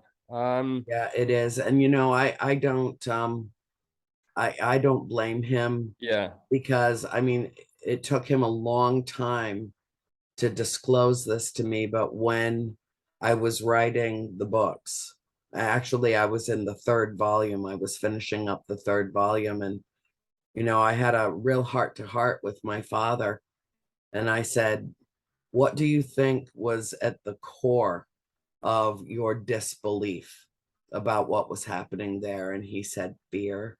I was so afraid. I had moved my family into a house, into an environment that I had absolutely no control over. And it took him decades to come to, not necessarily for him personally, to come to that determination upon reflection, but for him to tell me that he was afraid was a hard thing for my father to do. Yeah. But I get it. I do understand. I really do. Mm. Fear is a very, very powerful human emotion. Mm. And the only thing that conquers it is love. Mm. And, it was love that got us through that decade-long ordeal. It was love that got us through as a family unit. And the love of both of our parents wanting to protect us. And I mean, not a lot of people, well, as you said, fear is so powerful. And the thing is, not a lot of people want to admit to having fear. Right. Except me. If I was in that house, I would admit it, 7 days a week, 24/7, but that's me. Just the one thing that I want to get to, and someone asked me to please ask you this. Did you guys really play the clapping game as No. depicted? Okay, good. No, we did. My sisters, I was kind of like mom's helper. I was at an age where I could do a lot more things and be more helpful to my mother than, say my baby sister. And so I was with mom a lot. And meanwhile, the girls were exploring the house and getting into trouble here and there. And there were several incidents that occurred during our first winter at the farm, so the whole clapping hide and seek game was actually based loosely on the real story. And it got to the point where it got so dangerous to play hide and seek in the house that my mother insisted that that not happen anymore. And that if we wanted to play, we had to go outside in sub-freezing weather and go slide down the hill or make snowmen or, whatever outside. That, it wasn't. Nancy got trapped in the boarding room and Cindy had to come rescue her. And that was one of the incidents where she said the smell was so overwhelming that she was retching. I mean, it was just awful and freezing cold, and something was putting a great deal of pressure on her little body and shoving her into the corner behind the chimney in the boarding room. She was terrified out of her mind. And there were several incidents that were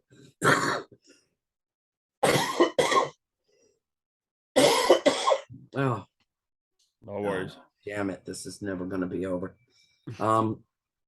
There were several incidents that occurred that were very frightening while the girls were playing hide and seek in the house, and my mother said, no, go outside. No crawling up in the eaves, no crawling up in the closets, no, going out to the woodshed, stay out of the barn. I mean, it wasn't just the house. The barn was just as active as the house. The woodshed was just as active as the barn. It's such a rich history.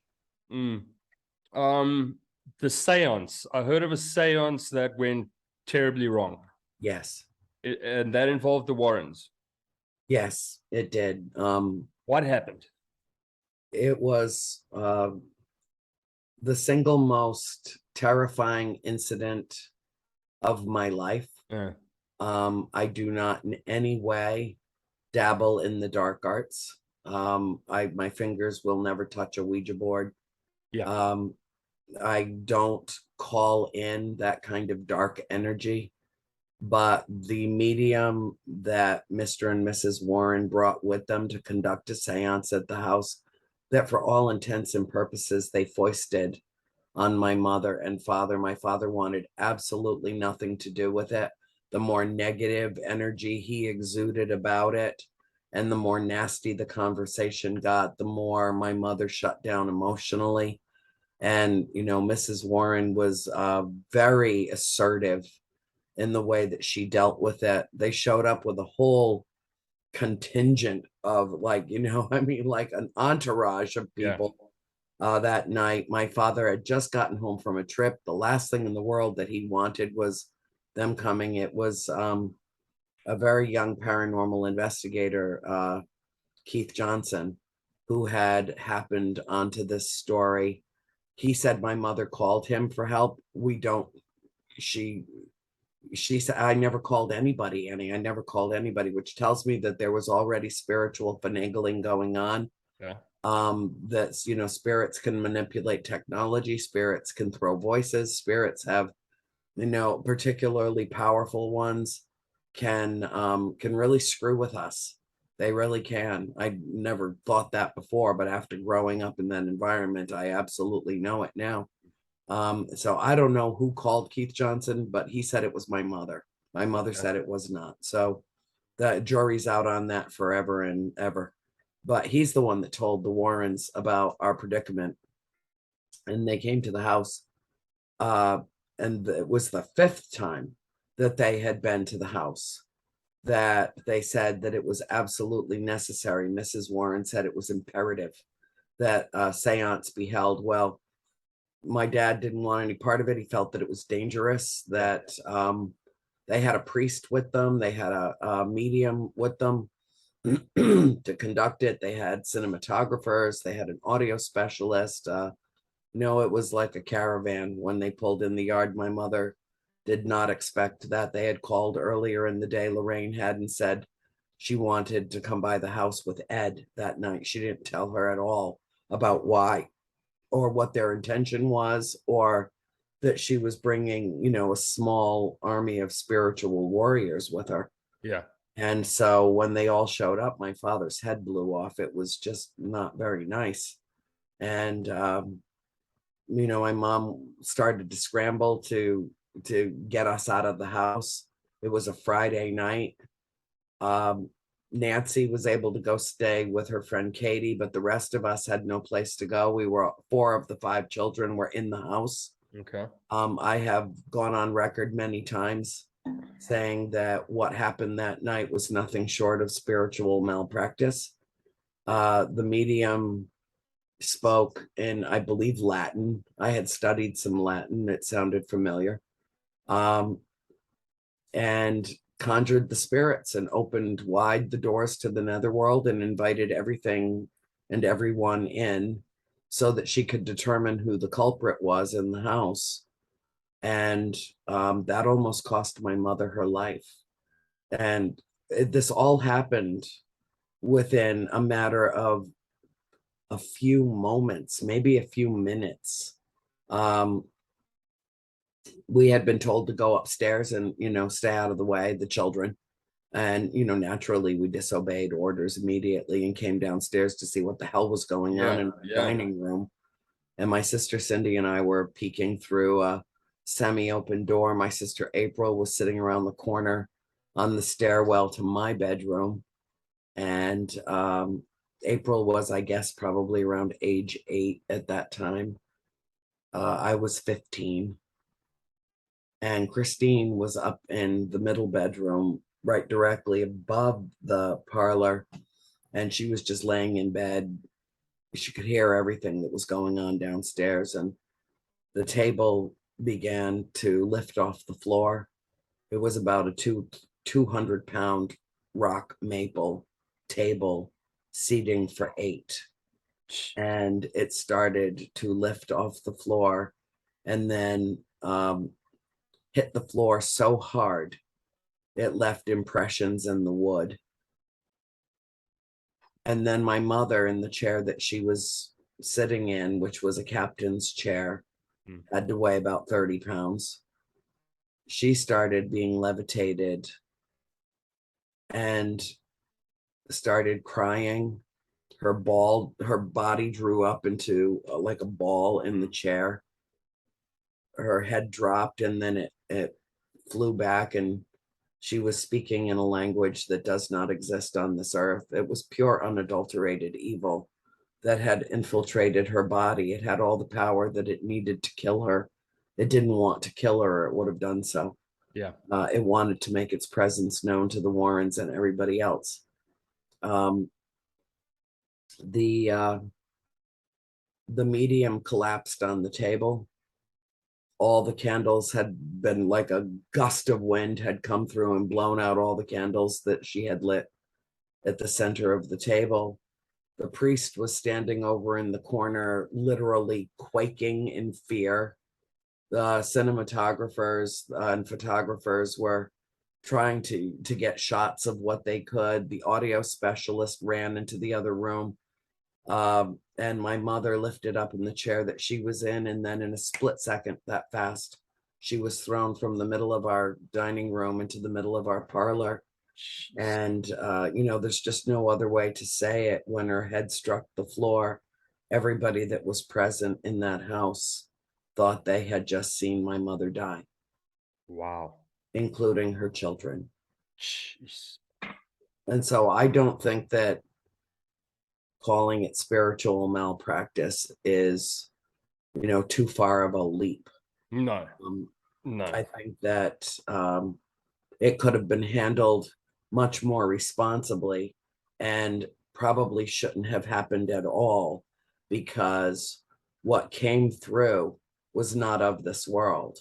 It was pure evil, and it even scared the spirits in the house. They were absolutely quiet, dormant, subdued for months after. And I think Mrs. Warren probably figured, okay, so we cleansed the house. But that was not true. What came through and attacked my mother was not possessed. My mother was attacked. And what came through terrified the spirits in the house. And a couple of months later, we had the most enlightening experience that ever happened in the house.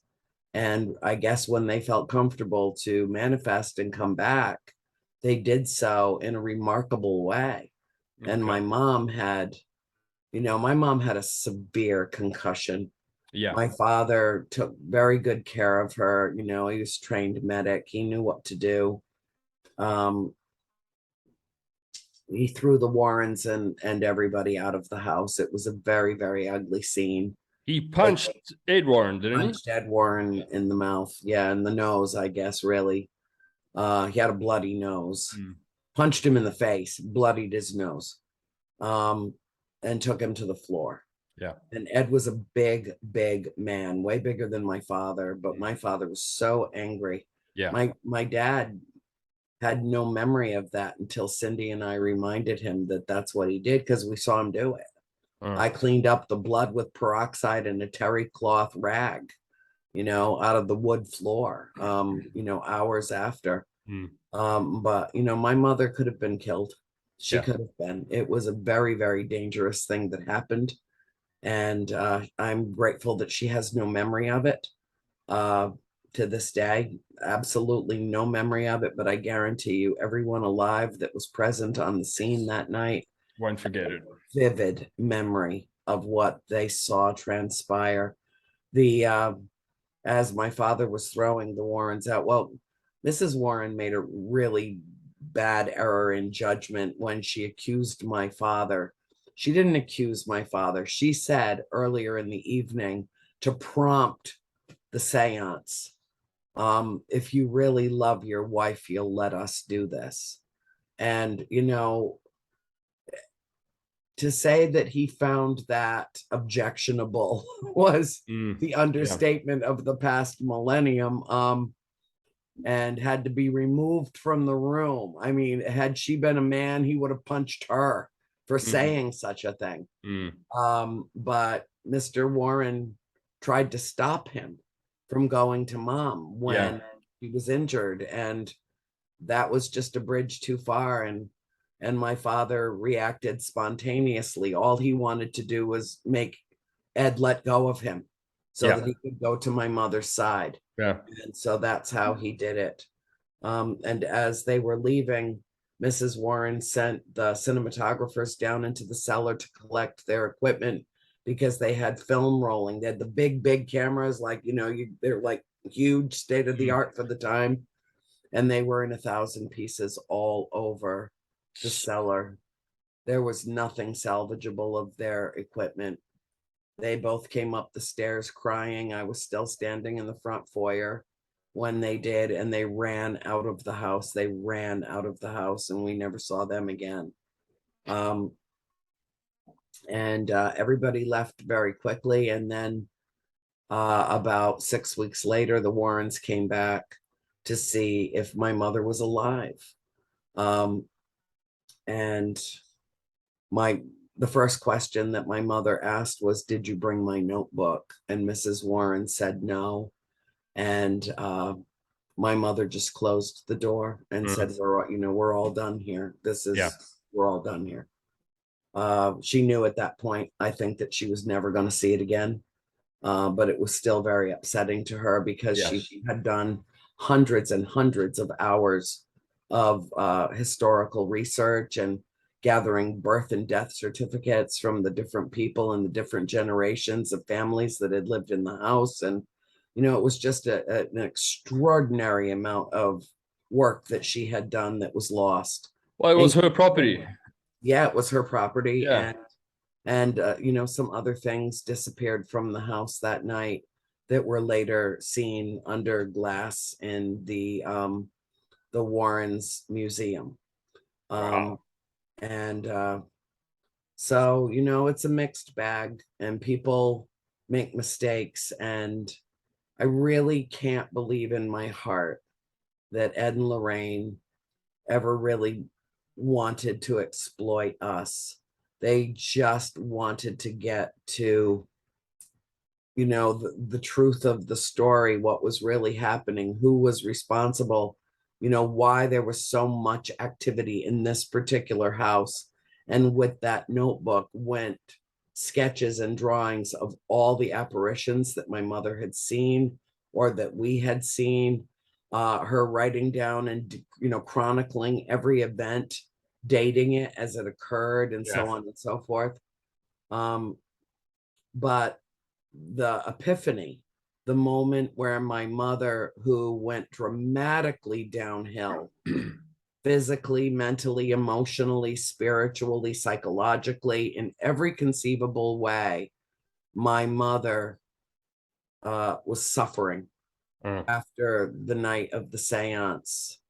And she was sleeping a lot. She was living on coffee and cigarettes. She wouldn't eat.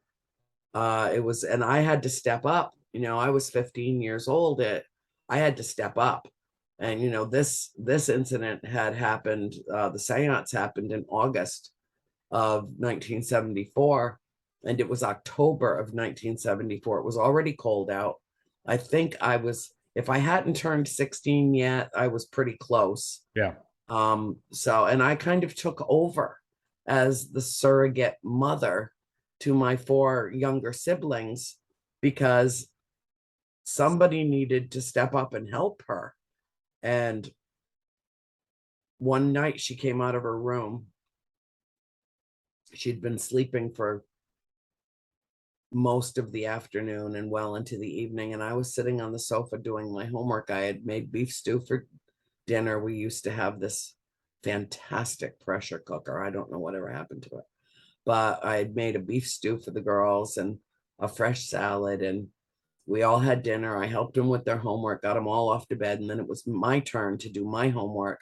And I was sitting on the sofa in the parlor, and Mom came out of her room and she asked me what I had made for dinner. And I told her, and she, said, "Could you warm me up a bowl of that and make a short pot of coffee?"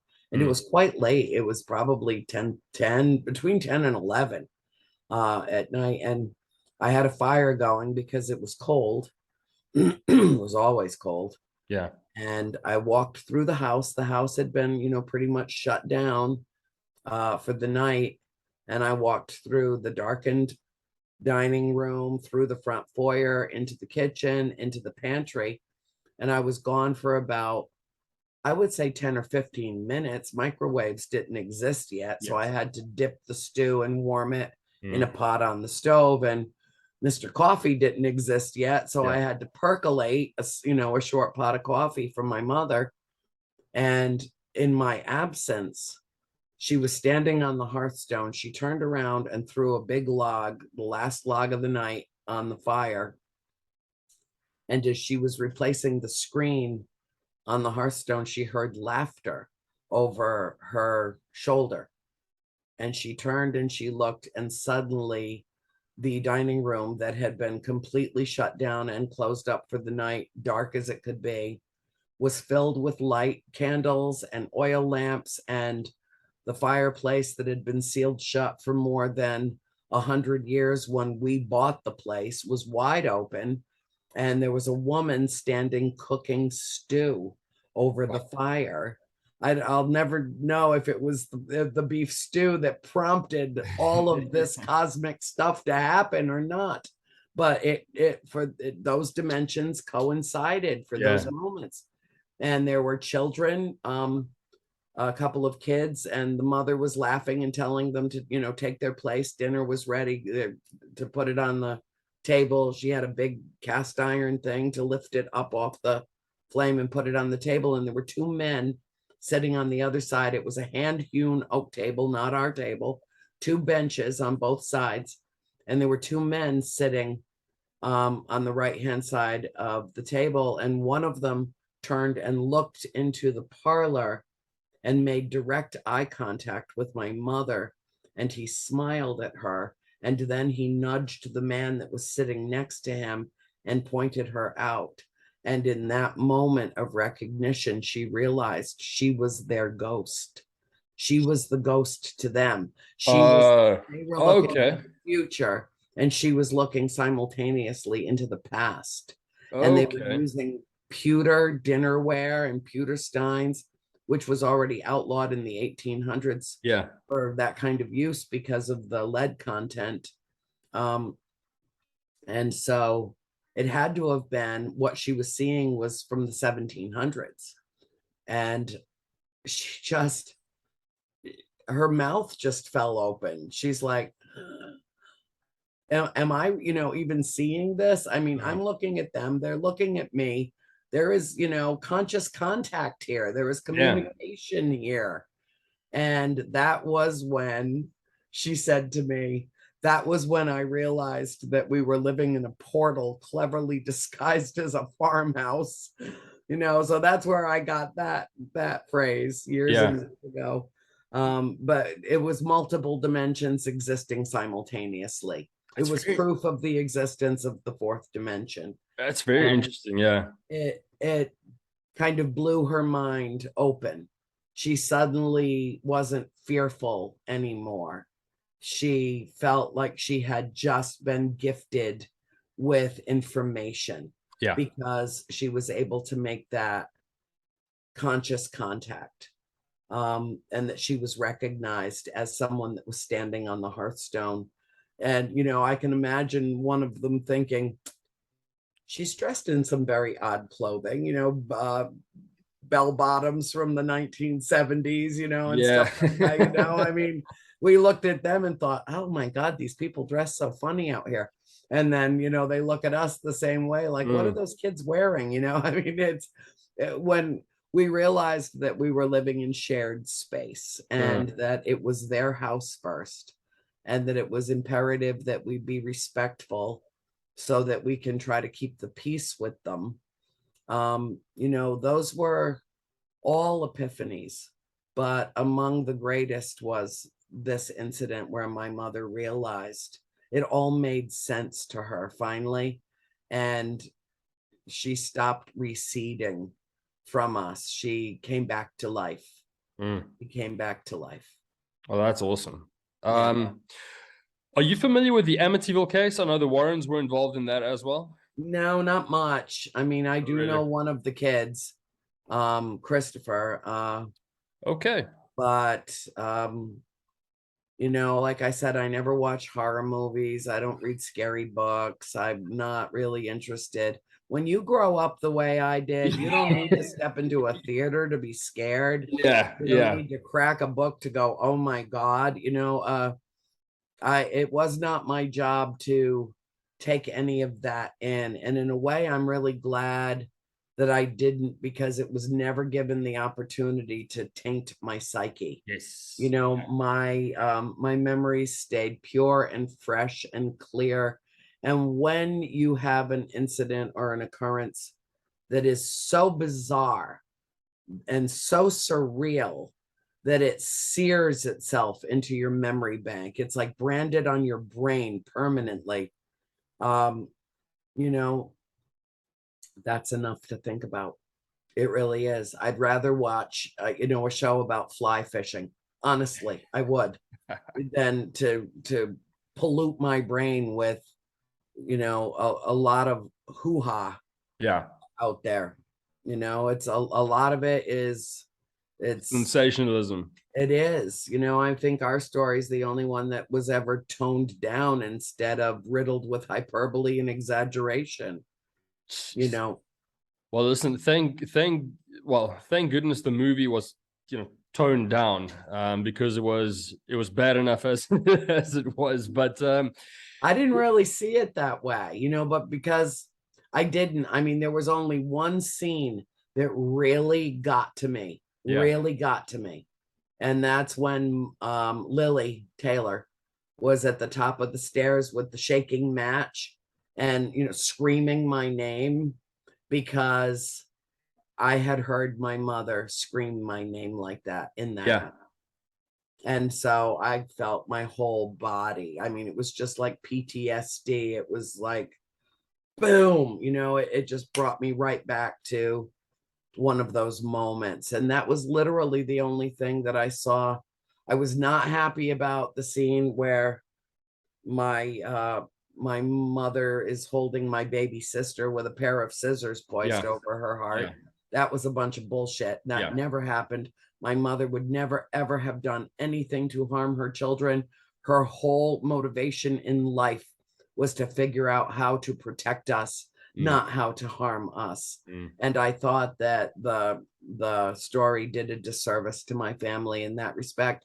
yeah, My mother thought that was so ridiculous that she just sloughed it off like it meant nothing to her. yeah. When she finally saw the movie 2 years after it was released on DVD, she finally saw it because she didn't come out to the premiere. She couldn't travel, and neither could my sister April. So April stayed with mom and dad, and my sisters Nancy, Christine, and Cindy came with me for the premiere of the film. I can imagine why she would be, because, unfortunately, in today's society, you get so many gullible people that'll watch a movie and assume, that is 100% what happened. I mean, listen, there's still people that believe Tom Cruise is Maverick from Top Gun, Yeah, or do you know what I I mean? It's so. And that Uh, speaks to the mental, emotional psychoanalysis that needs to be done and society at large. yes, Bathsheba Sherman no longer has a gravestone because some lunatic who saw the movie went and took a crowbar to it and broke it into pieces. And now her final resting place has been disturbed, and has not been replaced yet. And I don't even know if they should, because I think the same thing will happen to it. In fact, when I first found out that it had been destroyed, I got really angry and I went to one of my producer friends and I said, will you help me make a video? And he said, yes, of course. And we put it out on YouTube. It's buried under hundreds of other videos on my YouTube channel now. But basically, what I said is, listen to me. I don't know who you are that you did this, but Bathsheba does.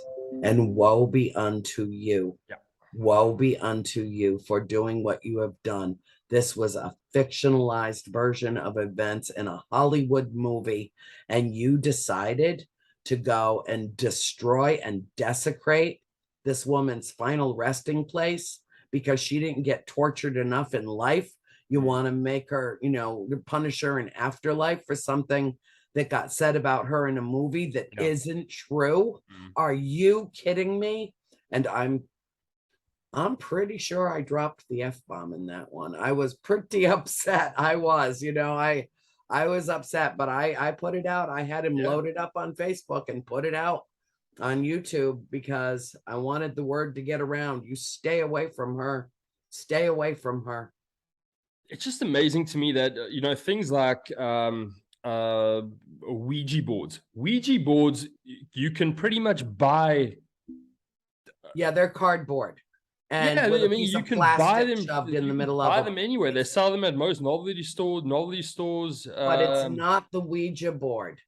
It's the energy and the intention of the individuals who are using it as a conduit for communication.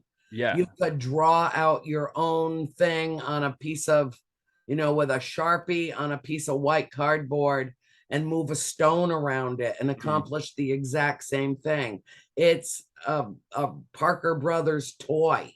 And even though it has its origins in the spiritualist community in, the mid to late 1800s, and, it does have kind of an esoteric background and evolved, I guess, in terms of spiritual evolution, of understanding of how to communicate with the other side. I'm not saying that exactly the way I want to, but I think you get the gist of it. It's not the Ouija board itself. It is the intention and the energy and the input of the individuals that are around it that are wanting to connect, in the same way that the word seance literally means communing with the spirits.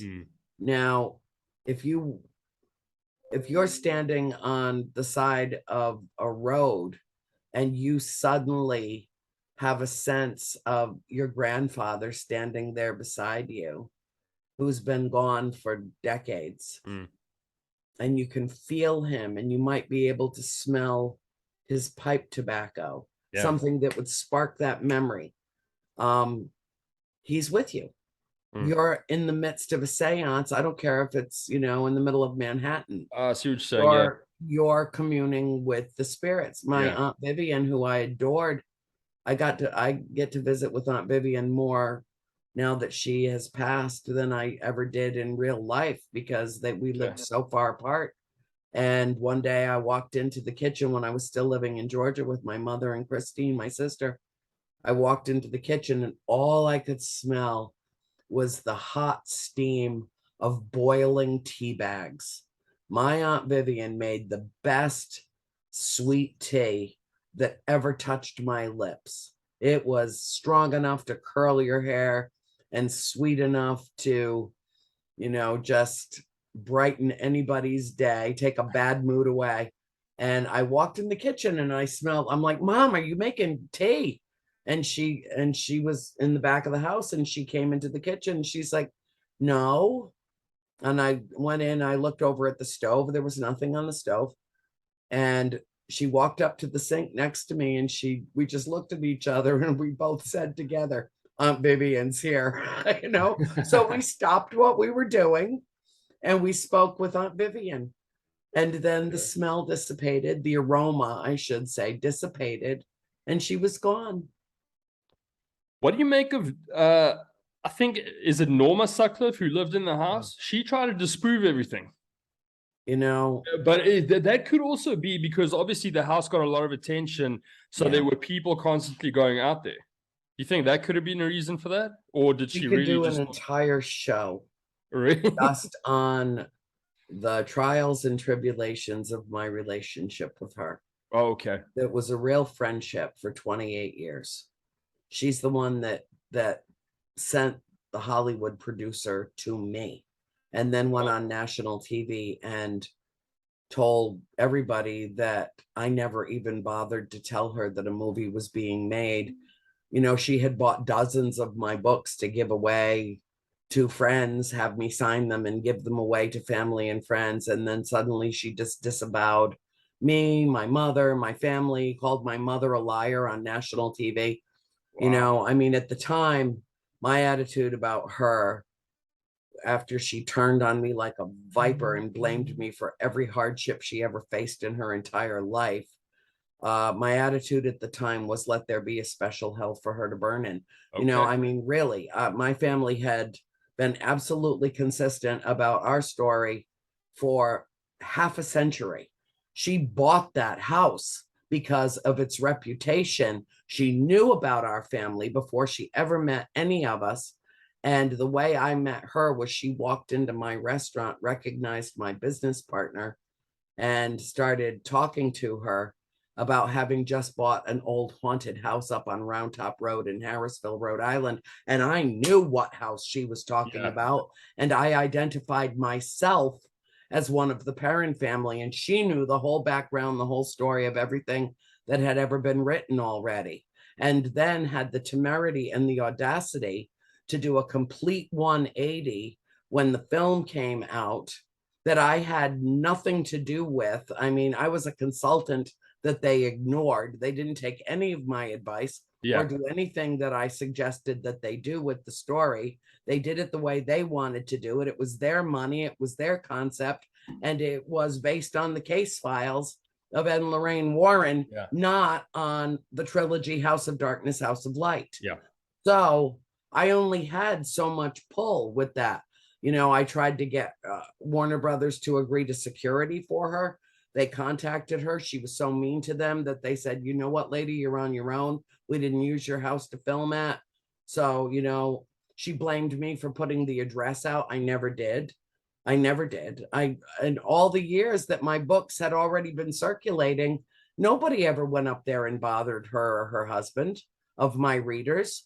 They were all way too respectful to just, you know, impose themselves on, you know, the private owners of this, you know, historically significant, magical, mysterious piece of property. It wasn't until the film came out that all hell broke loose. And then she blamed me for all of it.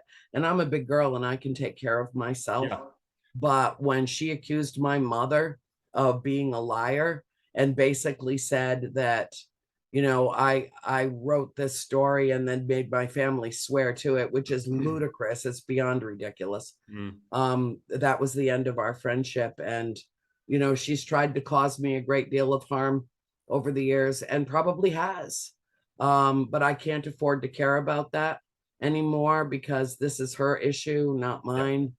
And after her husband died, I decided that you know, what had been basically a declaration of war between us needed to come to an end. It was just a war of words, but, you know, she insisted that I take down videos where I have her, I'm interviewing her, talking about all the paranormal activity that goes on in the house. She's the one that brought the ghost hunters in and, you know, one paranormal investigative group after another for years and years, and I never knew anything about it.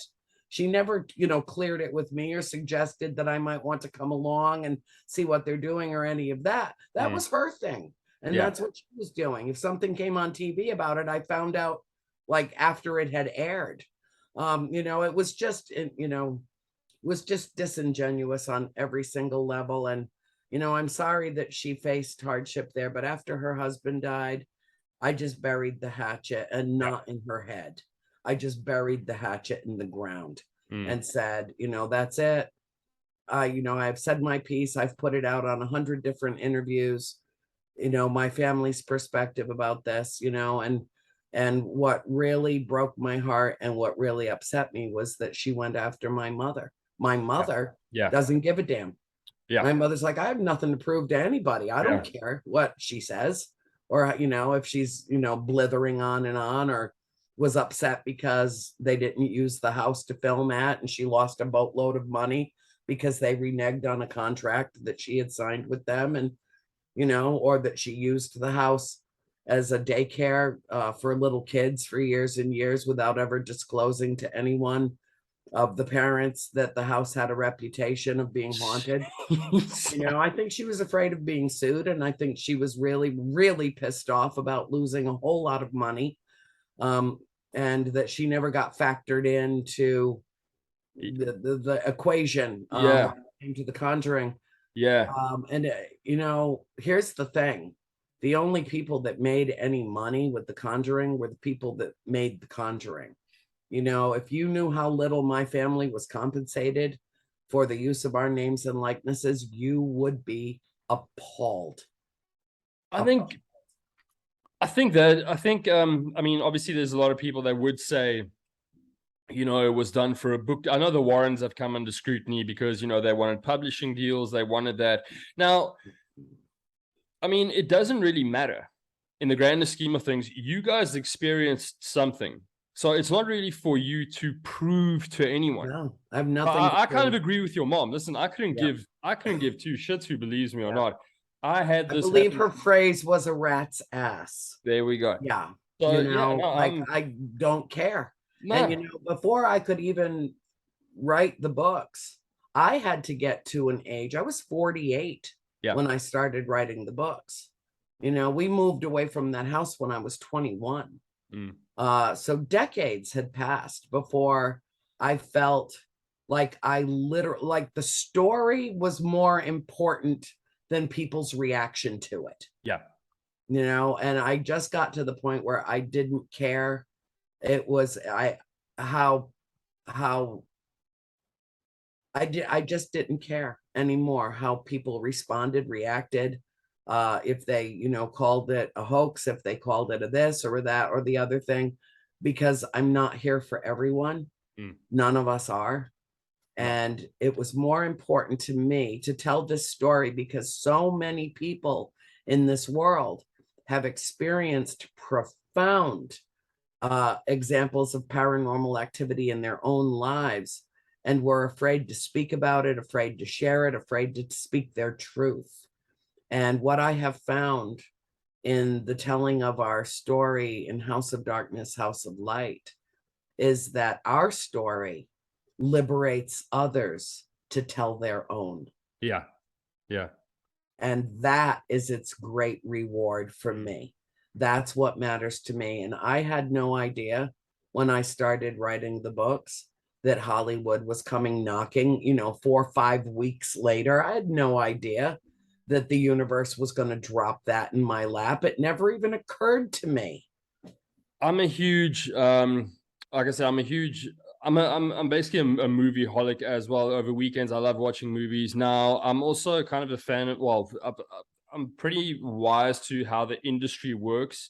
It's not as cut and dry as you write an interesting book and Hollywood is going to make it into a story. There are literally thousands and thousands of, whether it's true stories or not true stories out there. And I mean, let's face it, a lot of the times they just put based on a true story on pretty much anything these days. So it's not as cut and dry as what you've been accused, or what Norma Sutcliffe maybe accused you of, saying, "Oh no, you did this to get a Hollywood movie." It's not that easy.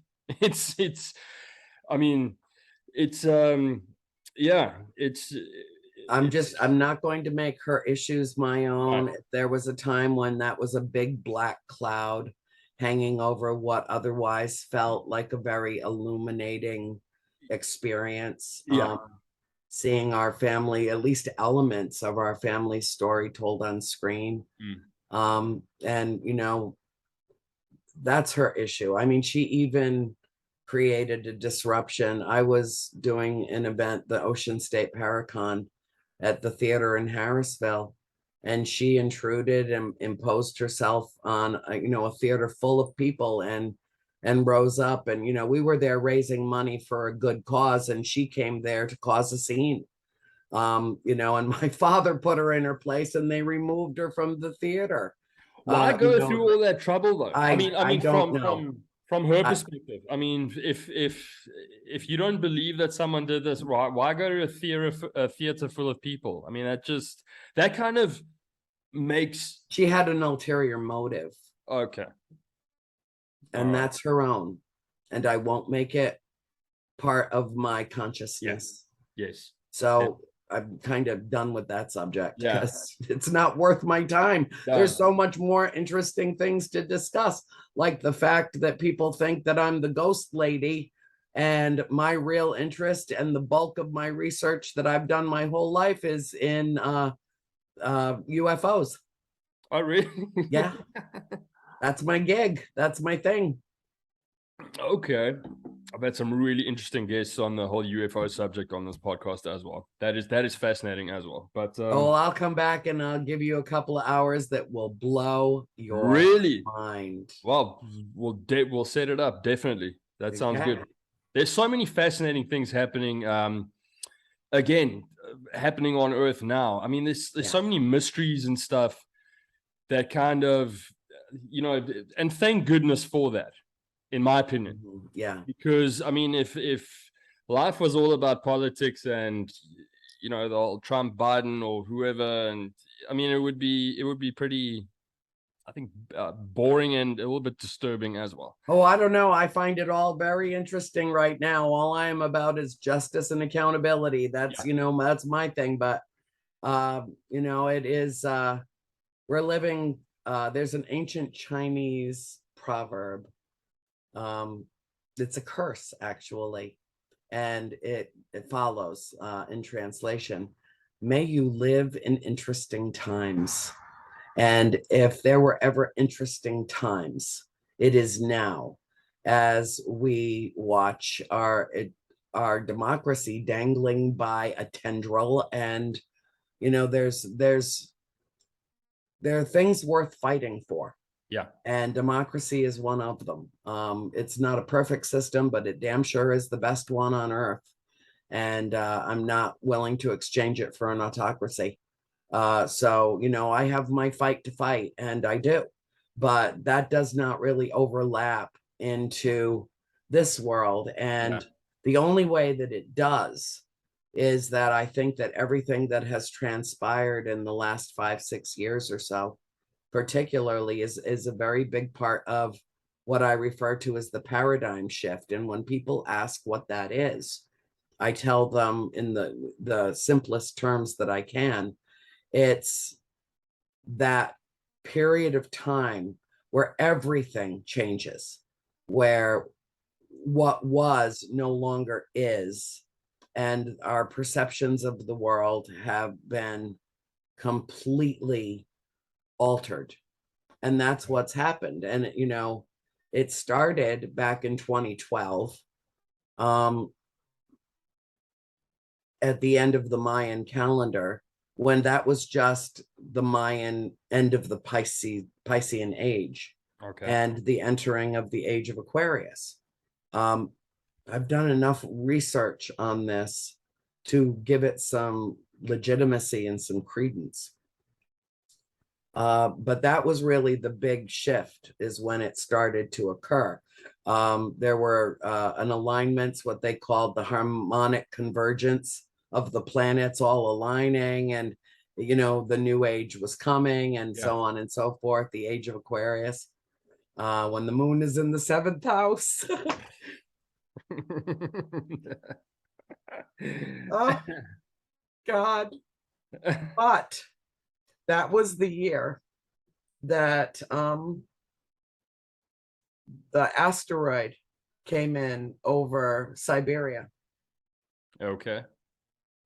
And that asteroid, which no one spotted or knew it was coming, or if they didn't inform anyone in the world about it, knowing that it would be an extinction level event. It was massive, and it was traveling at about 16,000 miles an hour. And I saw film footage from a Russian MiG that captured the film footage that was released not to Reuters or AP or UPI, or, it was released into the paranormal community. And I've seen the film footage of 2 vessels that attacked it prior to it hitting the ground.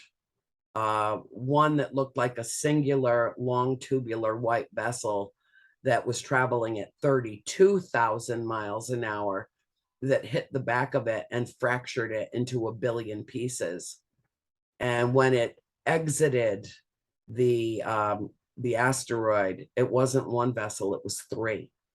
And then off to the side, there was another vessel that apparently seemed to be shooting it with some kind of a laser to scramble its molecules so that it could actually be broken apart. And two separate races of extraterrestrials saved us. Oh, wow. Okay. Yeah, they did. If that thing had hit this Earth in total, now 1,200 people were injured by the impact, but no one died. No one. If that had hit the Earth full force in total, no one would be living north of the equator on the entire planet. It would be a dead planet. And when was this? In 2012? 2012. Okay. Wow. Jeez, I've got some research to do. Yeah. Andrea, thank you very much. This was honestly, this was a lot of fun. I really enjoyed it. I'm fascinated by this stuff, and it's an honor to speak to you. It's pretty amazing. Because I've watched the movie so many times. I've delved into what the true story was, and what was real, what was fake, and to be able to hear it firsthand from you is awesome. Thank you very much. Well, there's one thing. Do you remember the scene in the movie? It's one of the things that I call the cosmic kisses of The Conjuring. Yeah. The scene where the camera comes sliding around through the upper hallway and rounds into what was my room. Shanley Caswell playing me. Yeah, yeah. And there's a drawing that's propped up on the mantle board in the bedroom. It's a folk art drawing of a white cat. Okay. I don't know if it was a print or if it was a paint by number that was popular in the 60s or 70s. Okay. But I was given that as a gift that I found at a flea market when I was about to turn 13 years old.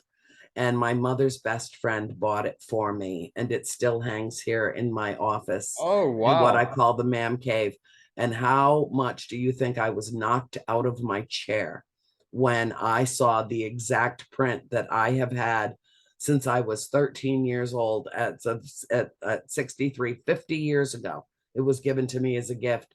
And Wow. The set designer must have found it. And she never was given any photographs of the inside of the house. There was never a photograph taken of the cat print that I knew of or that I ever found in any of our family photos. How did she choose that white cat to put in my bedroom next to a wooden peace sign that was a virtual duplicate of one that I had hanging in my bedroom? There's no ways. The odds are astronomical. Yeah.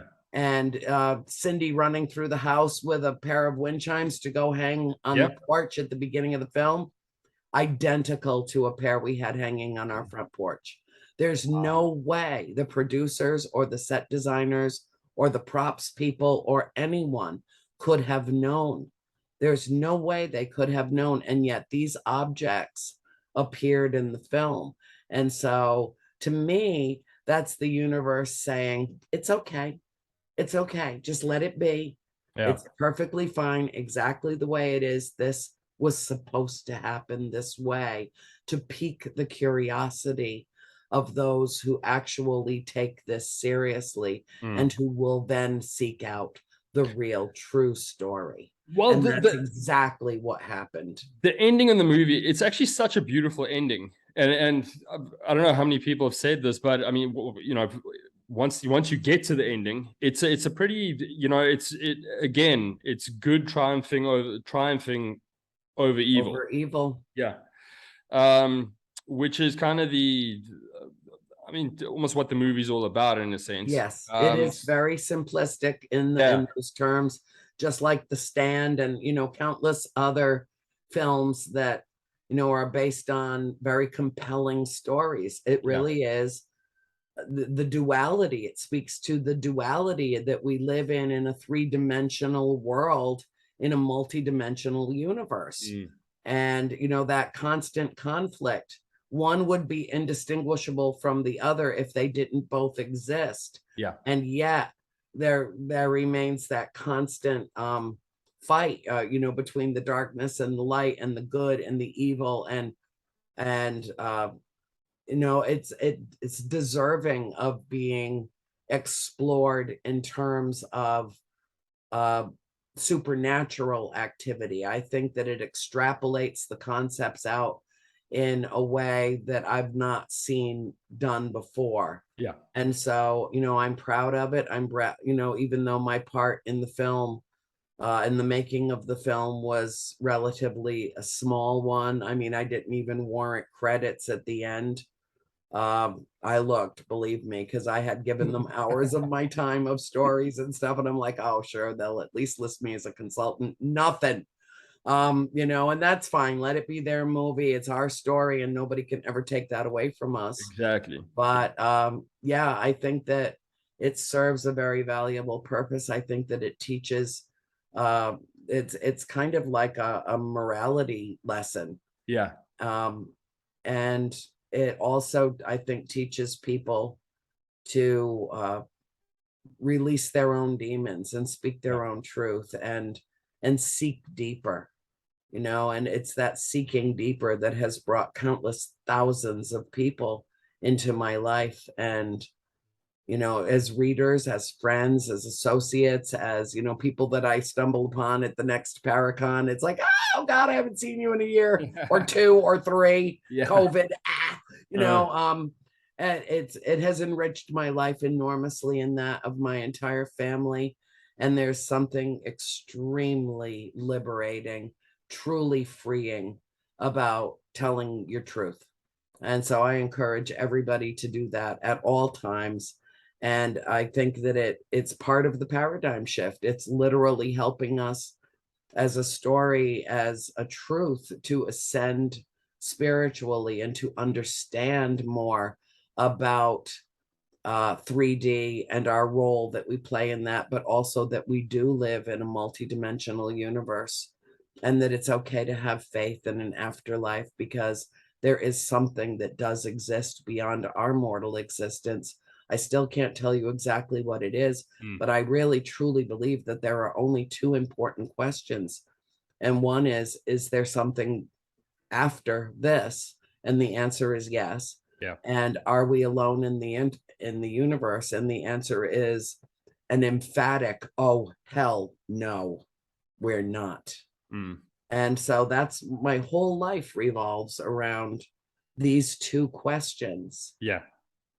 And I think those are I think those are probably two of the biggest questions that are being asked. And that probably have been asked by everyone. Yes. At some stage. At some point in there, if they are a thinking, feeling, prescient human being, then yes, you would assume that they've questioned that in the wee hours of the morning, because what are people afraid of more than death? What are people afraid of more than death? It is what haunts each and every one of us. Our impending death is like a little personal demon that travels on the shoulder of every single one of us, that goes, be afraid, be very afraid, be very afraid. And I am here to tell people there's nothing to fear. Yeah. Energy is not created, nor is it dispersed. It transforms. And when we die, we go on in some way, shape, or form. And some of us might leave this plane of action, and others might have reasons, their own reasons, for remaining earthbound for some period of time.